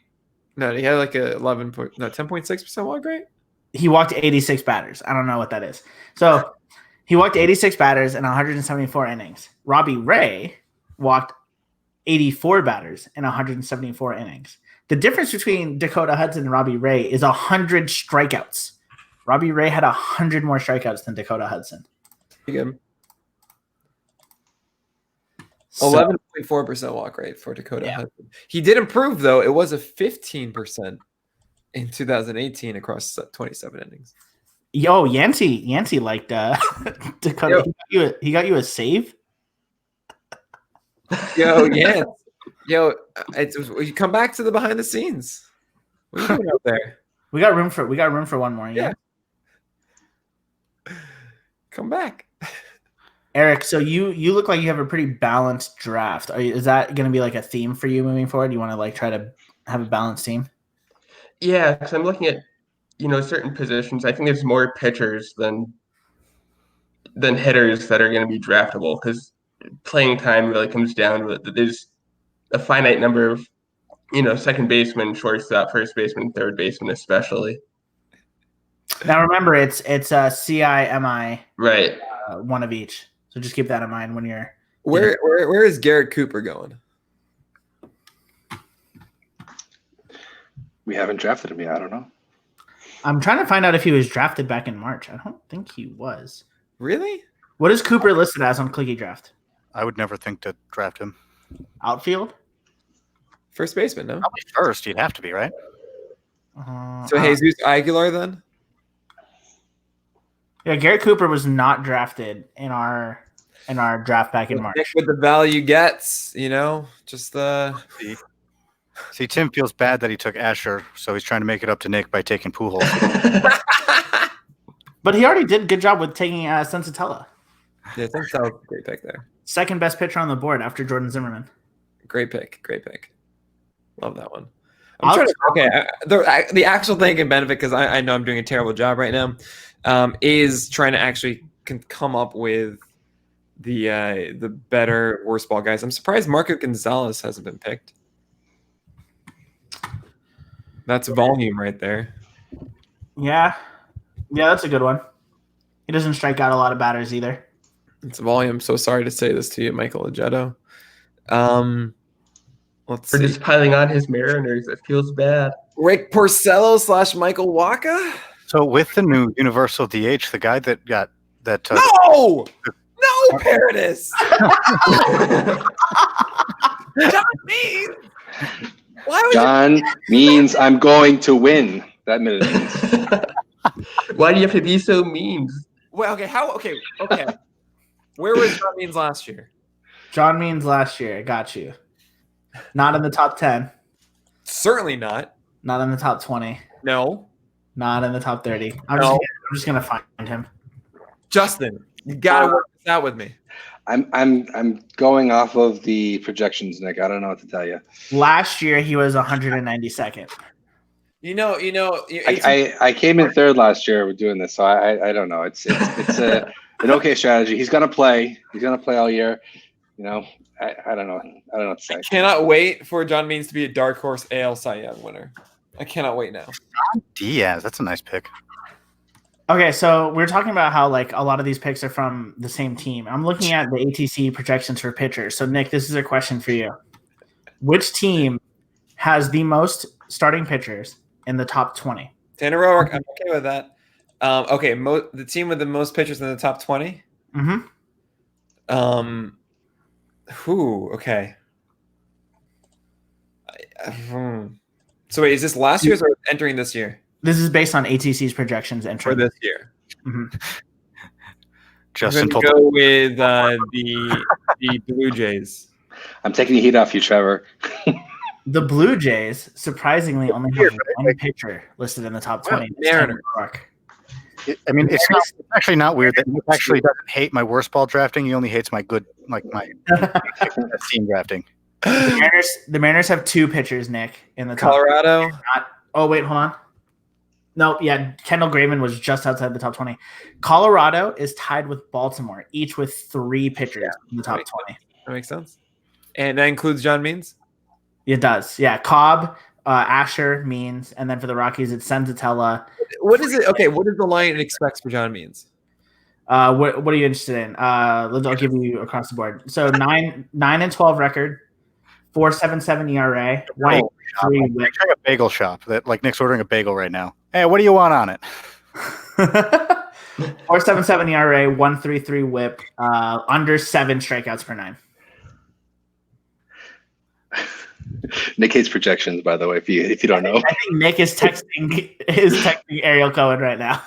Change your John Means projection for the love of God. Terrible. It's terrible. It's so unjust. It's unjust. There goes Marco Gonzalez for you. It's in the range of possibility, though. It's in the range of possibility. He only took the means, okay? No, he took the smart means. Okay. I like LeBlanc and Gonzalez. Sandy Alcantara? Huth. I thought you liked Alcantara. Take Trent Thornton. I took the other Blue Jay guy who's up there, Matt Shoemaker. Yeah, sounds like Nick wants to play. That's what it sounds like. I only want to draft pitchers, but I don't want to draft. Got a low strikeout rate. His walk rate's pretty high and gives up a ton of home runs. What am I missing here? I'm just upset that the guys that I kind of like and want to do well, you're expecting or you're hoping not. And I'm just Eric Lauer. Eric Lauer, why don't you take him? Because I wanted Sandy Alcantara. Zach Davies. I'm just gonna start going down Nick's list of his top sleepers, just taking all those guys. Oh man, we actually got spam, guys. Look at that. We made it. Woo! All right. Eric Kevin Copina. I would like to become famous. So no one draft Matthew Boyd. I dare someone. Zach Gallen. Stop it. Yeah, we really. I love the fact that an hour into PitchCon, people were like, "Oh, why didn't we have a bingo board?" And I could have sworn we actually had that idea. I thought someone at one point brought up a bingo board. That should have happened. Yeah, and I mean, we still could for the next 3 days. It's not like we don't have content to cover now. We have 30 hours worth.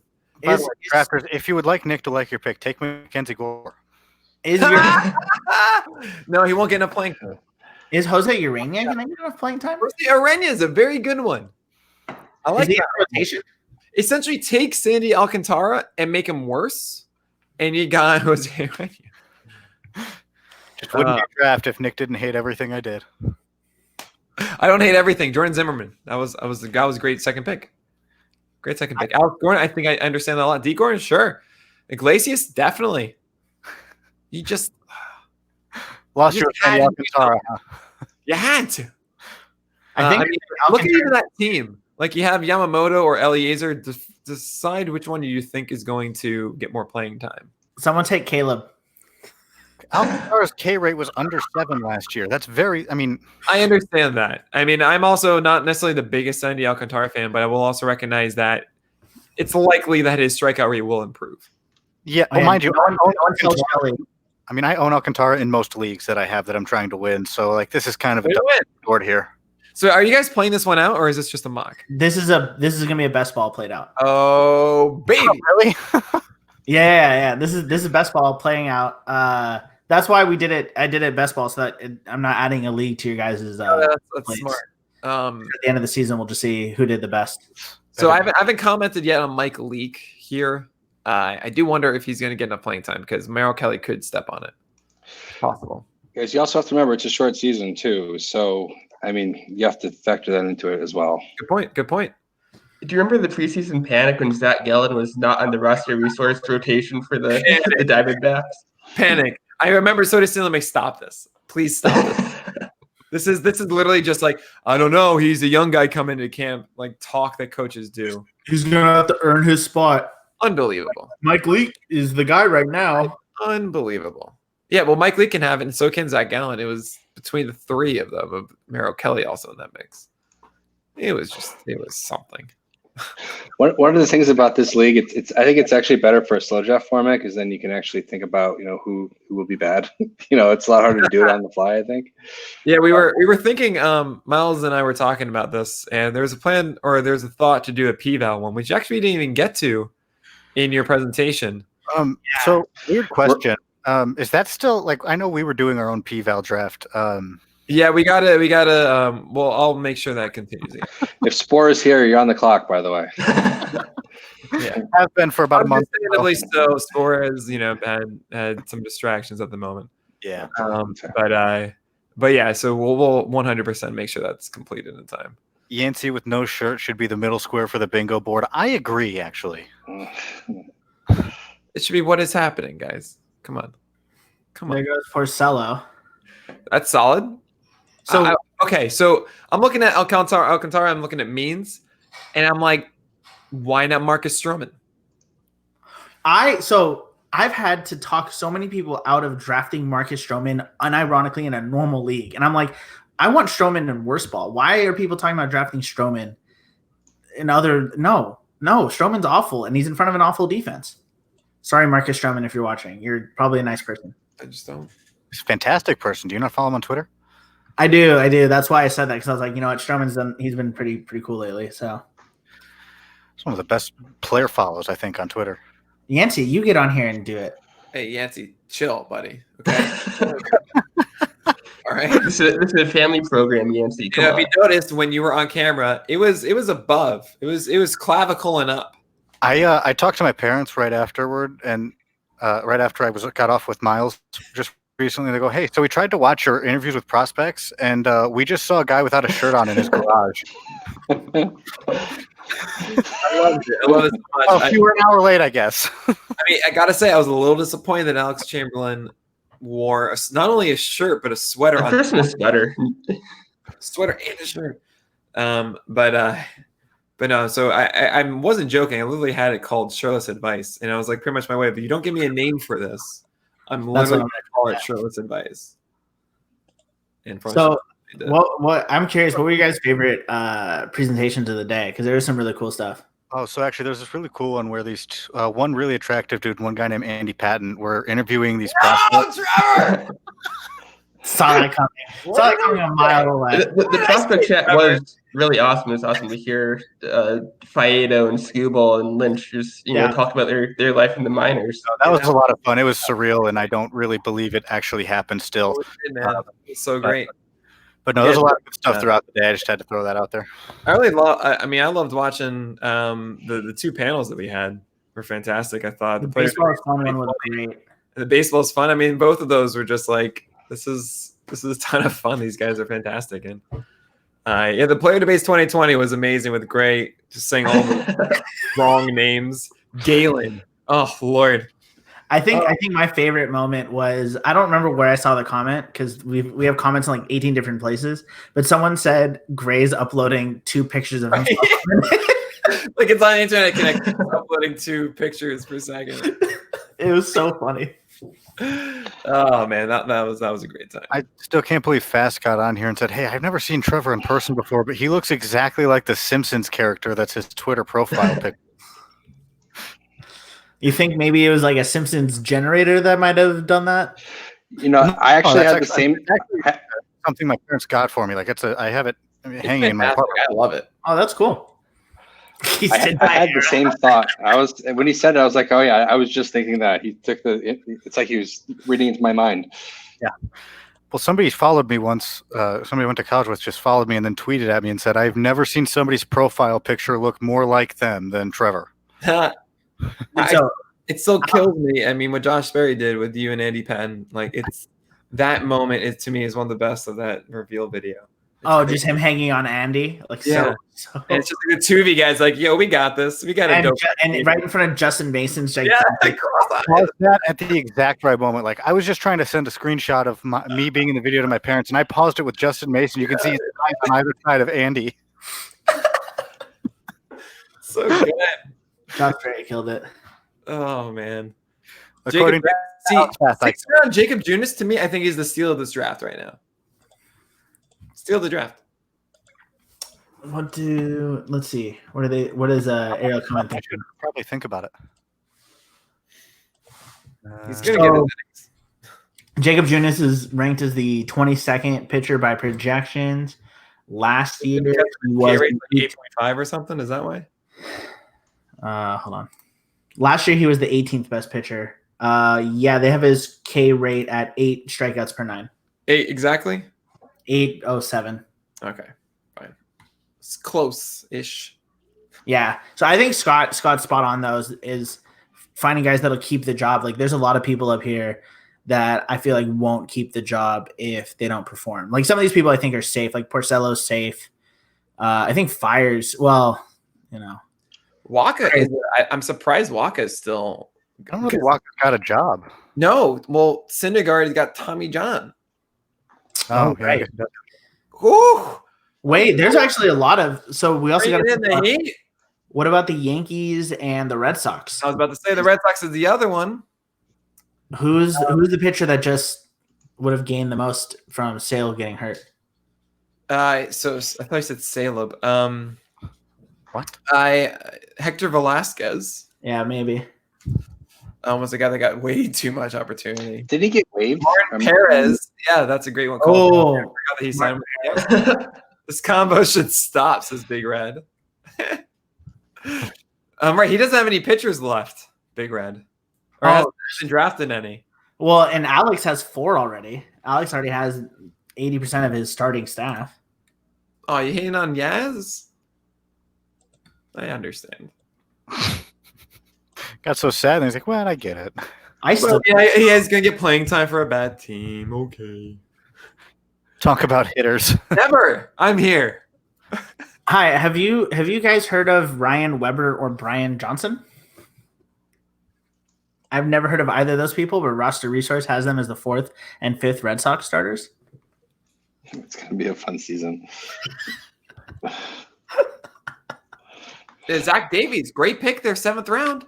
Fantastic pick. They're going to let him go.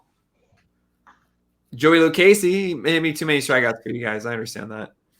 Those are the most vague names. Dude, I mean, I can't make this up. Ryan Weber and Brian Johnson and their jersey numbers are listed as 65 and 61. Are these real people? You know what happens when you start Brian? They're not watching, Miles. Right? I hope they are not watching. They're like, "Oh, a PitchCon thing." Let's turn this on. Oh man. Dude, these comments are flowing. I love this. 4 aces for Alex. I buy it. I don't know about Montgomery. Is Montgomery going to keep a spot in the rotation? Mike Montgomery? Maybe. I don't know if the Royals have anyone else. Do the Royals have anyone knocking on the door? The Royals? Brady Singer. Yeah, they got a few. Daniel Lynch, but that's 2 years. Yeah, that's what I'm trying to think if they have anyone like. Look at what you've done to me, Trevor. Oh my God, Nick just had 2 prospect names. Phew! I'm amazed Orlando Arcia's lasted this long. And Trevor, how do they have Luis Urias is gonna probably steal some time from Arcia, right? Yeah, they got to play him somewhere. Oh, they also have third base in question, so right now it'd be what, Urseg? No, because they signed a bunch of people, didn't they?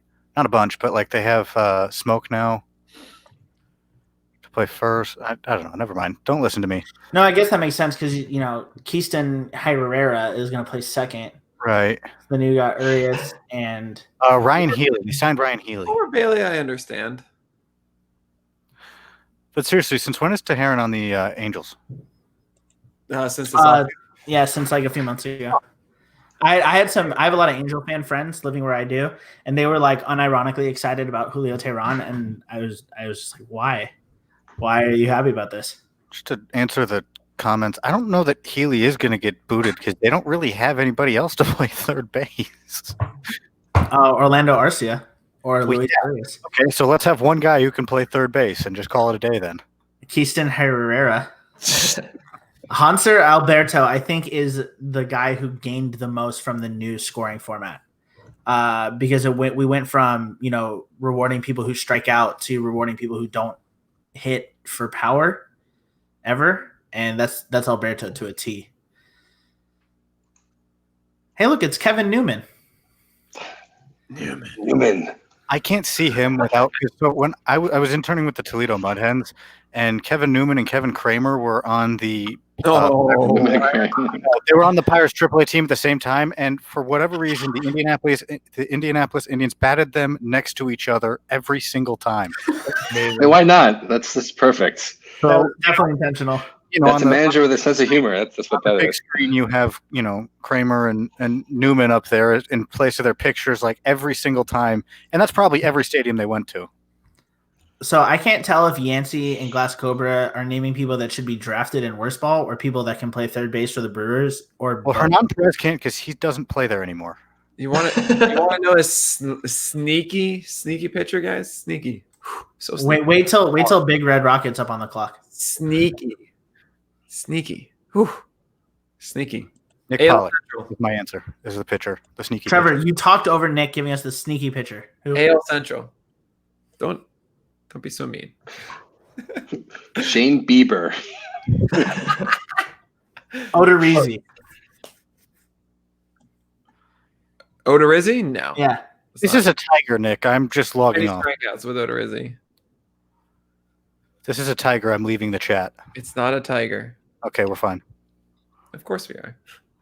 Is Scott Chu right? Scott Chu put something in the chat. It is not Daniel Norris. Daniel Norris is going to be fantastic. You take that back. Not enough innings. When you did this, were you talking about Twins? Is that what you meant? Like you're pointing north? Indians.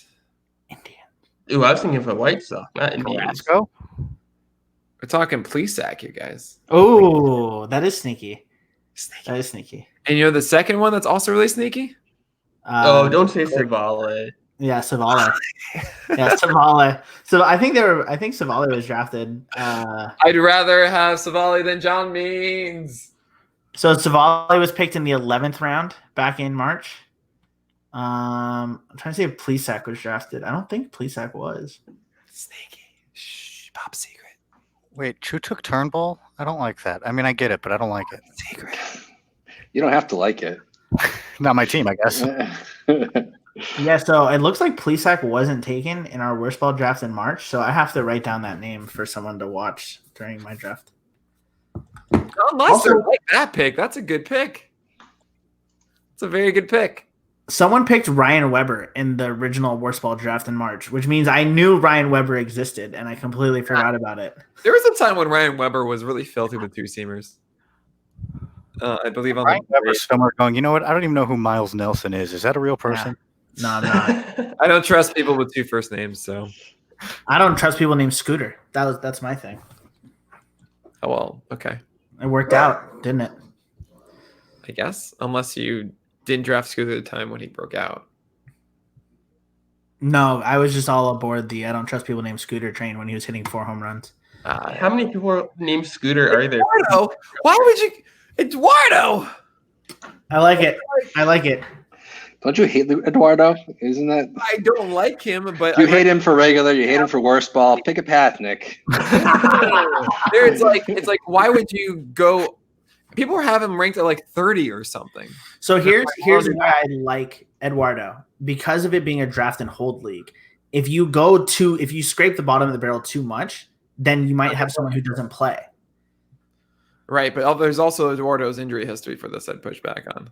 Yeah, that's true. I love the John Lester one. Yeah, John Lester's a good one. I trust me, I am fully aware of the pain Eduardo Rodriguez puts on. I call it purgatory every year. But I feel like he's better than others. Like we feel the pain of Eduardo because he can be better. There's so many that we just don't talk about because why would you? You know, like the rest of the Blue Jays and Mariners and Royals and Tigers staff. Yeah. Go Tigers. Philly Flag guy wants to know how you really feel. Like Kyle Gibson is a great example here. Why won't you go Kyle Gibson instead of Eduardo Rodriguez? Mm-hmm. Where's Gibson these days? Texas? I feel like we need to do another one of these where Nick drafts for all the spots. Make your list, Nick. Everyone's like, all right, Nick, you need a pitcher now. I'm like, all right, ta-da. Dude, Tim Anderson in the 7th round. I mean, he was the 2nd pick last year. Really? Oh yeah, but then he did well. Yeah. Who was the top 3? It was Chris Davis, Tim Anderson, and then Giolito, I think. No, Yohan Moncada and then Giolito. Nick, if you keep naming pitchers, I think Big Red Rocket's going to rescind his PL Plus membership. Yeah, wait, is he paying yearly or monthly? I do not go into the personal details of everybody. That was obvious. I don't know. All right, I'm going to see who was picked in the 1st round last year because I'm drawing a blank now. You guys, you have no idea how happy it makes me that this is like not just a thing, but it's been a thing for multiple years, like, and people like it. Okay. First of all, wait, yes. Why would you pick Eduardo Rodriguez and not Jeff Samardzija? Loose lip. Demand answers. You can't spell the second one? I don't know. You get more innings out of Samardzija. You get fewer strikeouts by far. And you have a worse ERA whip floor with Samardzija. Big Red says he's a homer. He loves that pain of rooting for the Red Sox. That's okay. That's a good answer. Yancey, I don't know about Yamamoto, though. He should be drafted, but I want to know who. We don't know his playing time. What Rays are we missing out on here, Yance? What Rays should be drafted we haven't touched yet? We've got Adames. Probably Rosarena. Drafted? I don't know. Rosarena get playing time. You know, what would be an interesting one is Yoshi Tsutsugo. Yeah, but you still have the playing. I mean, his playing time is just as much a question as a Rosarena. Okay, well, everybody on the Rays playing time is just as much of a question as everybody else on the Rays. That's true. That's true, except for Adames. Well. Yeah, but Yance, which just Tampa Bay Rays should we be drafting? Because I feel like you would know of anyone. Oh, we have Zunino. Zunino's a Ray. He's been drafted. I mean, Kiermaier's been drafted. Wait, really? No, I don't think so. Oh, yeah, there he is. Yeah. I saw. I'm not that insane. Yeah, Eric took him. Eric, why'd you take Kiermaier? He's definitely going to get the playing time. You know, I think that his hitting is going to rack up more points for me than his fielding can let up. Just Sheffield, not bad. I was thinking about Sheffield, but then again, he's a guy that you're hoping starts an awful lot. Not Renfro. No. I forgot Renfro was a Ray now. Myles, is this like a weekly type league, or is it just, all your points No, are? so it's best ball. So what that means at the end of the year, your bench player could replace someone in your starting lineup if basically we take your 5 best players that you draft. Is this positionless? I should have asked this before. No, for hitters it is. Catcher, corner, middle, 2 outfield. Cool. So you should probably think about that when you draft your 6th hitter. Like maybe think about which hitter you feel the worst or best worst about. You know what I'm trying to say. I should have figured out these ground rules before the draft started, but whatever. I like Nick and I talked about them, and I had them in my head, and I don't think I ever wrote them down for you guys. I think I literally just was like, "Yo, who wants to be part of a WorstBall draft?" and left it at that. My brain's been all over the place the last 2 weeks. I cannot tell you how. Like, I'm not happy, but like I'm relieved that I've, my presentation's done. I made it past this milestone. By the way, I missed these 4 pitcher picks. I feel cool with them. They're fine. Thank you, Nick. Well, my only concern is Sheffield, because if he does well, he'll keep pitching. If he does poorly, I don't think he'll be in the majors. Why not? Who else are the Mariners going to throw in there? They're going to give him the time to like figure himself out. Maybe. I mean, Logan Gilbert. Dare say Jordan Montgomery, Philly fly guy. Oh, yeah. I mean, I will say this for this, that's not a good idea because he won't. If he's not doing well, they just won't start him. Yeah. I will say I had a source of pride when we convinced Nick to draft a prospect in one of his drafts. He grabs Logan Gilbert, and then we watch him when I was doing, just making him watch a bunch of prospects. Oh, I like this guy. Well. Oh, hey. I'm a boy, Trevor. I think King Felix is a guy who's playing time with concern about drafting him. Yeah, I think, though, that at this point in the draft, it's, why not? Oh, for sure. Why not? I mean, it's possible that he's so bad in like 5 starts that he makes the team,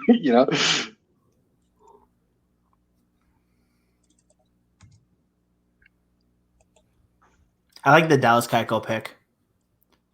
I love the Jackie Bradley Jr. pick. Nick Madrigal, that's interesting. Anderson, that's a fine pick. It's a fine pick. Yeah, there's no power. You better hope he gets caught stealing a lot. Yeah, Chase Anderson, I feel that same way. No power, and he doesn't walk or anything. He's just got a good hit tool, so we'll see how that works. Spore, this is a WorstBall draft. If you're just tuning in here. That's why Eric Oliver and Jordan Zimmerman are the first 2 picks of the draft. I'm just picturing Paul he's opening up the stream. He's like, hey, we're still going. Spore, if you want to get into a draft, there is a P-Val draft going on. Just Spore opens up. Why are all the Tigers being taken? Yeah, we're thinking playing time for Adames. Adames finished 2nd among all hitters last year, by the way. He was the 2nd highest scoring hitter because he strikes out a bunch. He commits a lot of errors, and he doesn't hit for average. So, yeah, I mean, that's why Adames is up there. So, Yancey, are you saying good or bad on Madrigal then? I think it's good. I enjoy the pick, personally. I made it. Sometimes why the colors are their position that they play. Terrible pick of Adonis. If it makes you feel any better, Paul, the ATC projections have Willie Adames as the second highest scoring batter again this year. So I provided everyone with ATC and 2019 stats to kind of give them a baseline to go off of.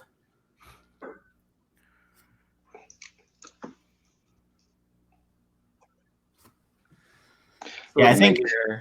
Oh, and Encarnacion. Oh, that's interesting. Just strikes out so much. Yeah, and probably grounds into a lot of double plays.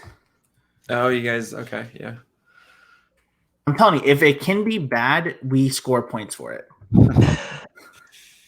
What about ejections? Okay, well, if it can be bad and it's tracked by Yahoo. Infield flies. Not tracked by Yahoo. Terrible haircuts. You know, I'll tell you this. If Carlos Martinez way down, right? If Fantrax could have a good user experience that people would want to be a part of, we could do so much more with WorstBall. There's so much stuff available that no other site does. But Justin and I found out when we did the football WorstBall league, it's impossible to keep up with stuff on Fantrax. It's really hard. Casey, I've got you here. You got to explain this, Brad Keller. And just ruin Nick's night. Come on, man. Nick, you don't happen to have you don't have the scoring from last year because you don't have my presentation. Can I send it to you and you can put it up on the screen? Yep. You can also share your screen if you want. Oh, I can do that. Spicy. Let me open up the presentation. Spore, the scoring is if it's bad, you get points for it, and if it's good, you lose points for it. We'll just put it that way. William, that's hilarious. Dude, what did Fangraphs do to the mobile site? I have no idea. Exit Velo, good to see you, man. We are doing a WorstBall draft. That is, they all score points for doing negative things in the game. That's why I'm good at these kind of drafts. See, okay, Trevor, what did we talk about? This isn't that presentation. Myles, who won that? Who won this last year? Yeah, do you remember? Josh Buteu. Oh man, Josh Buteu, I love that guy. He's so great. We didn't go through some of the names that we had, like the Snapes and that type of stuff. That's one of the things we didn't go through, the vernacular that we created. Yeah. Wait, Nick, so I'm sharing my screen. I don't know if people can see it. Because I think I haven't. Yeah, I need to push it out. Okay, can I add Scott? Oh, I can. Hey, buddy. Hey, Scott. Hey. Oh, hey, Scott. Hey. Good to see you again. Okay, that's the steal of the draft. Homer Bailey in the 9th round. So, I mean, Myles, I'll wait until the draft is over to show this. Oh, okay. Well, I don't know. Paul Sporer wanted to see the scoring. I could do it right now. Okay. Here you go. Sporer, here's the scoring settings for you. And Baby Spice, because that was the theme of the presentation. Oh, wow. Basically, what it comes down to is, as a hitter, you want to not hit for power and you want to strike out. As a pitcher, you want to give up runs as wildly as you possibly can. Cool. So we're going to go back to the clicky draft now. But Chu, you're up there. I mean, I guess Huth as well. You guys are one of the most common. You have one of the most appearances at PitchCon, by the way. Myles, you're up there too. You have 2, Myles. Trevor's got a few. Does not count as 3. Are you saying that this whole thing is 2? I don't care. I'll give it to you. I'm in 2 as well. Yeah. Chu's got a panel on Sunday. He's the management panel. He had the round table this morning, and he's back here for this. Look at that. PitchCon will never see me again after this, unless I will disappear. But yeah, what we got here? So Smarja finally picked in the 9th round. I don't know what took y'all. I just don't. Yeah, Spore, you're actually pretty right on about ATC copying it over. His splits, his slash line is pretty much exactly the same on the ATC projection as it was in his 2019 line. So I know ATC doesn't do their own projections; they blend from everyone else, but that's why he's so high on the ATC board. And how do you know that, Myles? Because I watched the presentation earlier today, and let me tell you, he could have just done actuary stuff about aliens coming to Earth, and that would have been fascinating. But I do appreciate that he talked baseball. And Spore, Hosmer at 1 is great, but it's a touchy subject. I'm a little upset about it. I thought I was going to get him at 2. What's that Onion article that's like person with the number 2? Did we put that out? I think we did. Like person with the number 2 pick, mad they got sniped on Mike Trout. Oh, yeah. Was that a Dave Fisher anti-list, wasn't it? I think it was someone. I don't think it was Fisher. It was Travis. Go back to the blind draft. Person with number 1 pick, mad doesn't get Mike Trout. So Big Red going Kyle Gibson, Zach Eflin. Oh, that's a solid one, Zach Eflin. I was thinking of Phillies. I was like, okay, there's Aaron Nola, there's Wheeler, and then I got lost in like the Velasquez Pivetta train, and I couldn't really remember who the 3 or 4 was. Arrieta's still hanging around there, right? Arrieta, yeah. Is injury still kind of there? Evaldi, all right. I understand at this point. Not my favorite. I would rather go Matt Shoemaker. But you know, it's cool, guys. What do you think about Nate Evaldi? He's can be much better than people are thinking. I think that comes down to the same thought process as picking someone like Erod, or he could be good, but he's going to pitch. Like aside from injury, they have to keep throwing him out there. Spencer Howard does not scare me, by the way. Unless are we talking for? I don't know what that means though. For WorstBall, is he scary or is he? Yeah, scary? Right. That's the weird thing about this. I don't know what to say anymore. Exit Vila. I think Marco Gonzalez was picked in the 4th round. So you right. He should be coming up, but he's already been picked.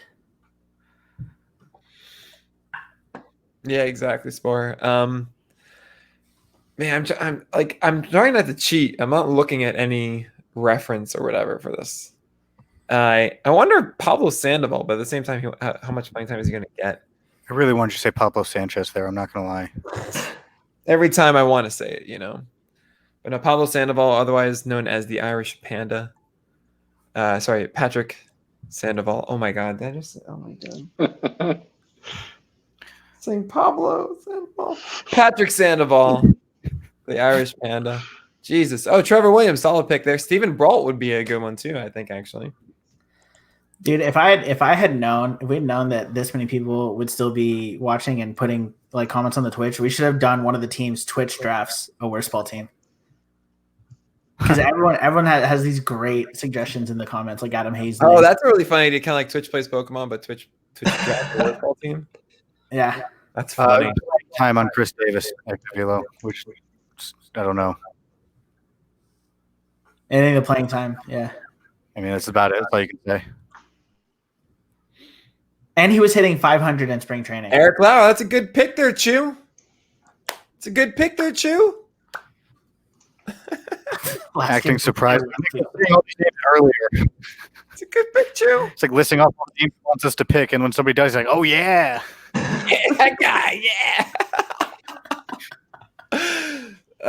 I mean, who else? Okay, I'm trying to like rack my brain through this now. Like who would be like a steady Eddie of just ugh. Like who are all the Tobys? Like who are the bad? I know, right? Tobys. Real question: how many pitcher spots do we have? 5 starting, 1 bench. It's 6 and 6.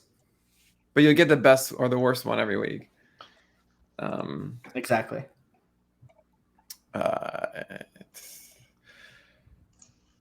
Braves. On the Braves. It's Fultonevich, Soroka, Fried, Felix, Cole Hamels. Argument to be made if like Cal Wright will show up. Liam, you can draft Familia. It's 5 blank pitcher spots. You can do whatever you want. There's the scoring for relief pitchers includes blown saves and inherited runners scored. You get an extra 2 points on top of the 3 points you get for giving up an earned run. So neither of my sneaky picks have already been made. I've got another sneak. Another super sneaky. Ooh. Super sneaky. Sneaky. So sneaky. Paul with the rule that we should have implemented. Should have done a roster spot called top 5 rounder where you have to take someone going that high. Oh, that's cool. Yeah.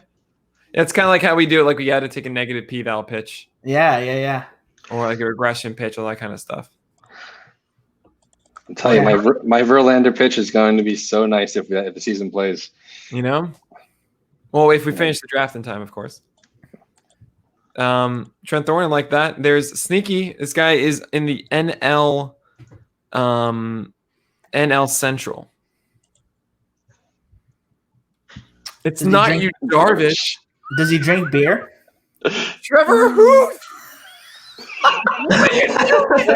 It took 10 rounds, but who finally got to Pollock? There you go.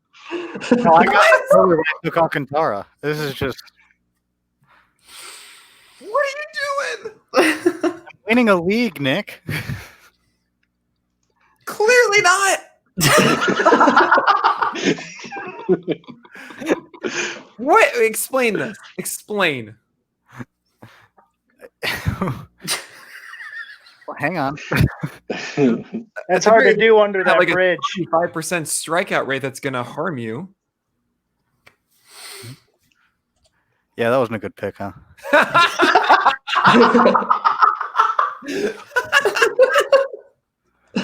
Spoiler agrees with you, Nick. Oh man, at least what doesn't everyone? Honestly, I should have looked at it. He was worse in my head, and whatever. Okay, Jose Quintana, right? That's a good one. Good call Was there. Big Red. that your sneaky? No. Okay, wait. Is your sneaky guy someone who drinks beer? Someone who brews beer? I mean, maybe. Does he pitch for the Brewers? I see. That's the guy. That right there is the guy who. No, he'd be too injured. Oh, Brett Anderson's a good pick. This was a guy I had once ranked in the top 30 in 2018. Someone said Bauer in the comments. Maybe actually I did in 2019. I think I did 2019. I think I ranked him in the top 30. Does Zach Godley have a team? No, he's no. He was with the Hey, Tigers. all right. Okay. Winning back favor Huth. I feel ya. Well, okay, so here's the thing, right? It's the top 5 worst pitchers, so I can make a mistake.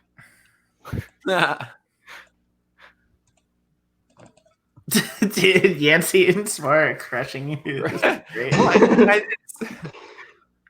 I can't help you here, Huth. It's fine. I made a bad pick. I'll wear it. It's okay. I think Trevor blacked out after the first half of the season. Godley is on the Tigers. That's right, Spore. I said that. Right. Wait, is it a boring left-hander, Nick? All of a sudden, you don't know. He's not a boring left-hander. Uh, I mean, I have a nickname for him. There was a movie called his nickname. Well, That's your nickname for him? Because that's a very long nickname. Yeah. I don't know, Nick. Just give it to us. Myles Michaelis. The hell's his nickname? 8 Miles. Oh, okay. I was gonna say if you said Tyler Chatwood, I'm pretty sure he's been taken already. Chatwood's not been taken. I don't think Chatwood. And Chatwood should be taken. Yeah, it really should because he is starting for the Cubs. Good call. But Myles Michaelis, I think he's actually gonna be back from injury, and he doesn't strike out anyone, and he has volume. That's his nickname, Lizard King. Nah, it's 8 Miles because it's Eminem. 8 Miles. Nick, how do you like? You should have played first base. I should have played first base. You're so good at stretching. You need to have flexibility as a pitcher. Thank you. But I actually did play first base.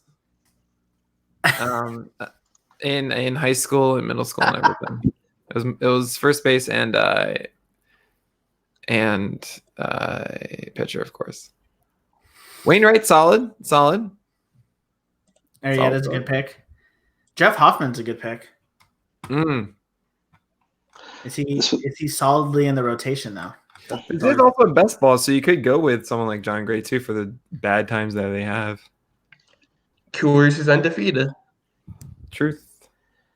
This last few picks was like pew pew pew, snipe snipe snipe. We thought Herman Marquez was going to defeat Coors. Did we though? He was not the chosen one. Yeah, let's just have a full round of pitchers, guys. Let's only draft pitchers. Well, I think every team still needs to draft at least one pitcher. I'm good.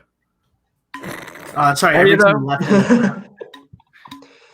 Because you got Dave Jarvis. Just treat that as a non. Also, Huth, yes, you do need to draft another pitcher. You already have 6 hitters. Learn to count. I'm bad at math. This is why I work in radio, actually. Wade Miley was the person I was thinking of when I said, "Is it a boring lefty?" Yeah, all right, Yancey, you gotta give me more than that. Taylor Youngman. Ben Sheets. Watch it, Taylor Youngman. That would make me so happy right now, Yancey. It was Taylor Youngman. Her name sounded like there was just a random guy on the Brewers. That's I need to change track here and actually find a pick. Willie Peralta. Chris Giovanni Capuano. Gallardo. Jair Jurgens, who's a sinker ball and only hits the corners. You can't throw no hitter. I love how mad Ben Palmer is about that line. I am mad too, and I've never even seen the movie. Josh Lindblom. Scott. Why would you take Lindblom and not Michaelis? Scott.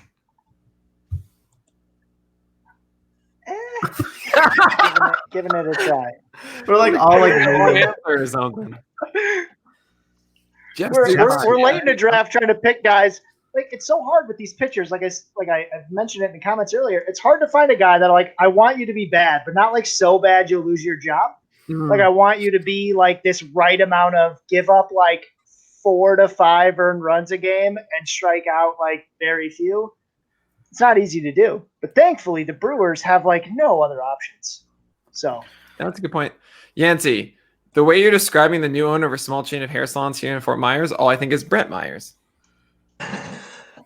I'm interested why Yancey thought that would help. I mean, it could.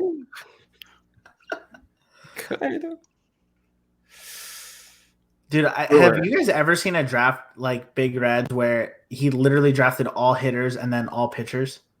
It's my dream. Like, fully committed to. Yeah, actually, I saw this one time. I was in like a startup league with some buddies, and a guy thought he had to draft like in that order, so he got confused because like he thought like you had to go. Like, I don't understand like how he got it in his head. He thought he had to like do it in a certain order, so he just like put all his his hitters first, then catchers or pitch. It was football. We still went like down the line, and like we didn't notice it first because like they were reasonable picks for a while, and then we're like, wait a minute, why are you drafting a kicker here and then a defense and then players? Like, what's happening? And we realized he was just going down the line. Yeah, that's funny. That's a great last pick there, Jose Quintana.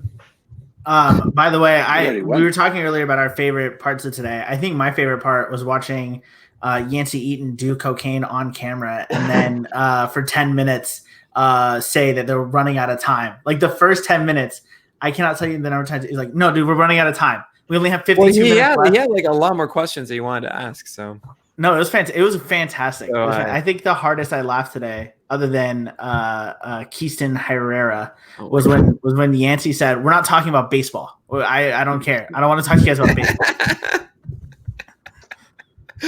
Oh yeah, we're gonna Yance. I mean, I hope you do know that it is our podcast tomorrow. Like, we're gonna put that out. Just that part of the PitchCon. We're not talking about baseball and then the end of podcast. 10 seconds. My favorite part was when Yancey said, I'm going to ask the questions that everyone wants to know. And then he asked every question that I had never wanted to ask you guys. The one question I wanted Yancey to ask was Fast had a like plastic chair in the background with his name on it and like a picture. And I want to know what that was about. But Paul, how do you think the less we know about that basement, the better? For legal reasons, mostly criminal purposes. Actually, Paul, wait, how did you? Yancey Eden. Can that be Paul, the closing ceremonies? Is just putting Gray and Yancey in the same room and just let them just talk? Paul, how did you get through your hour without like every time Gray said a name, I like saw Rob like visibly like react. Just fantastic. Gausman, not bad. Shoemaker, there he is finally. Scott Chu killing it.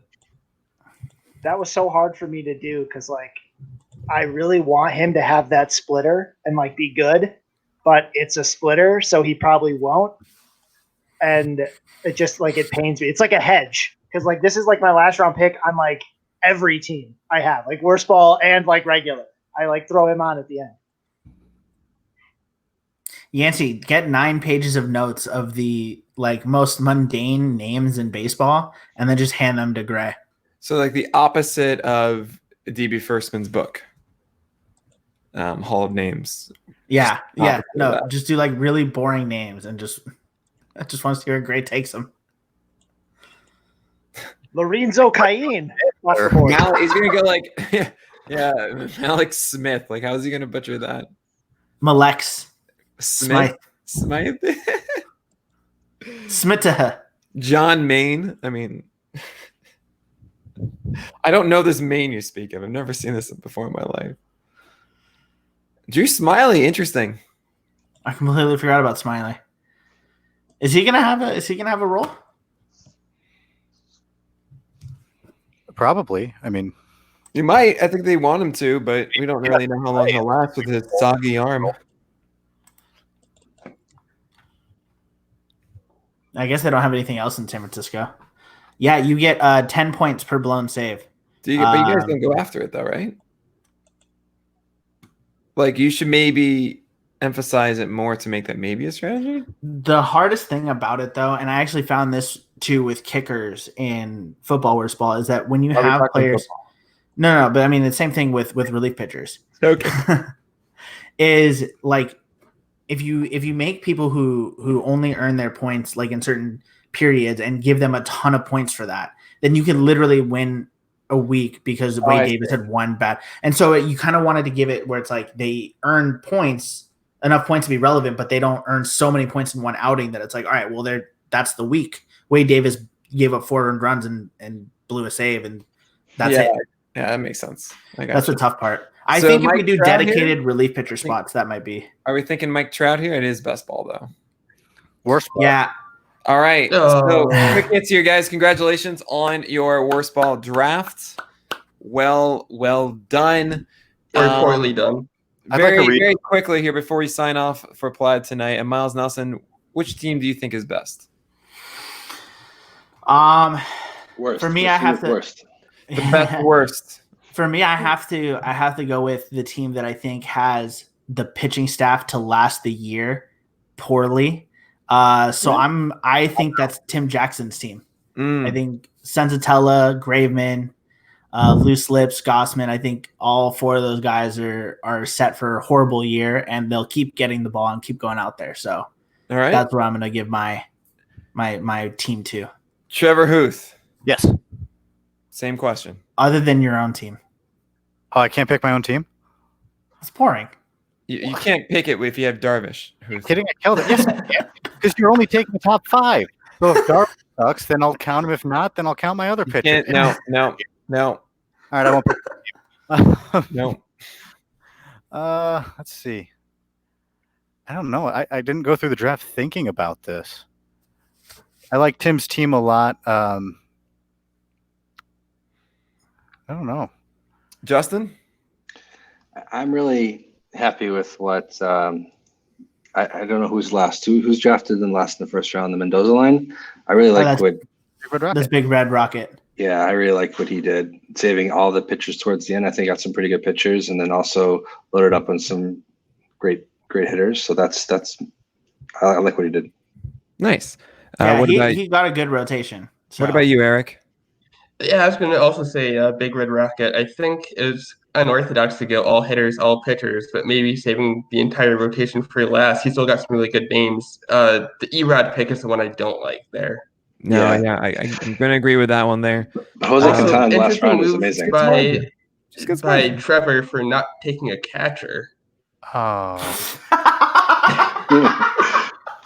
Trevor, buddy.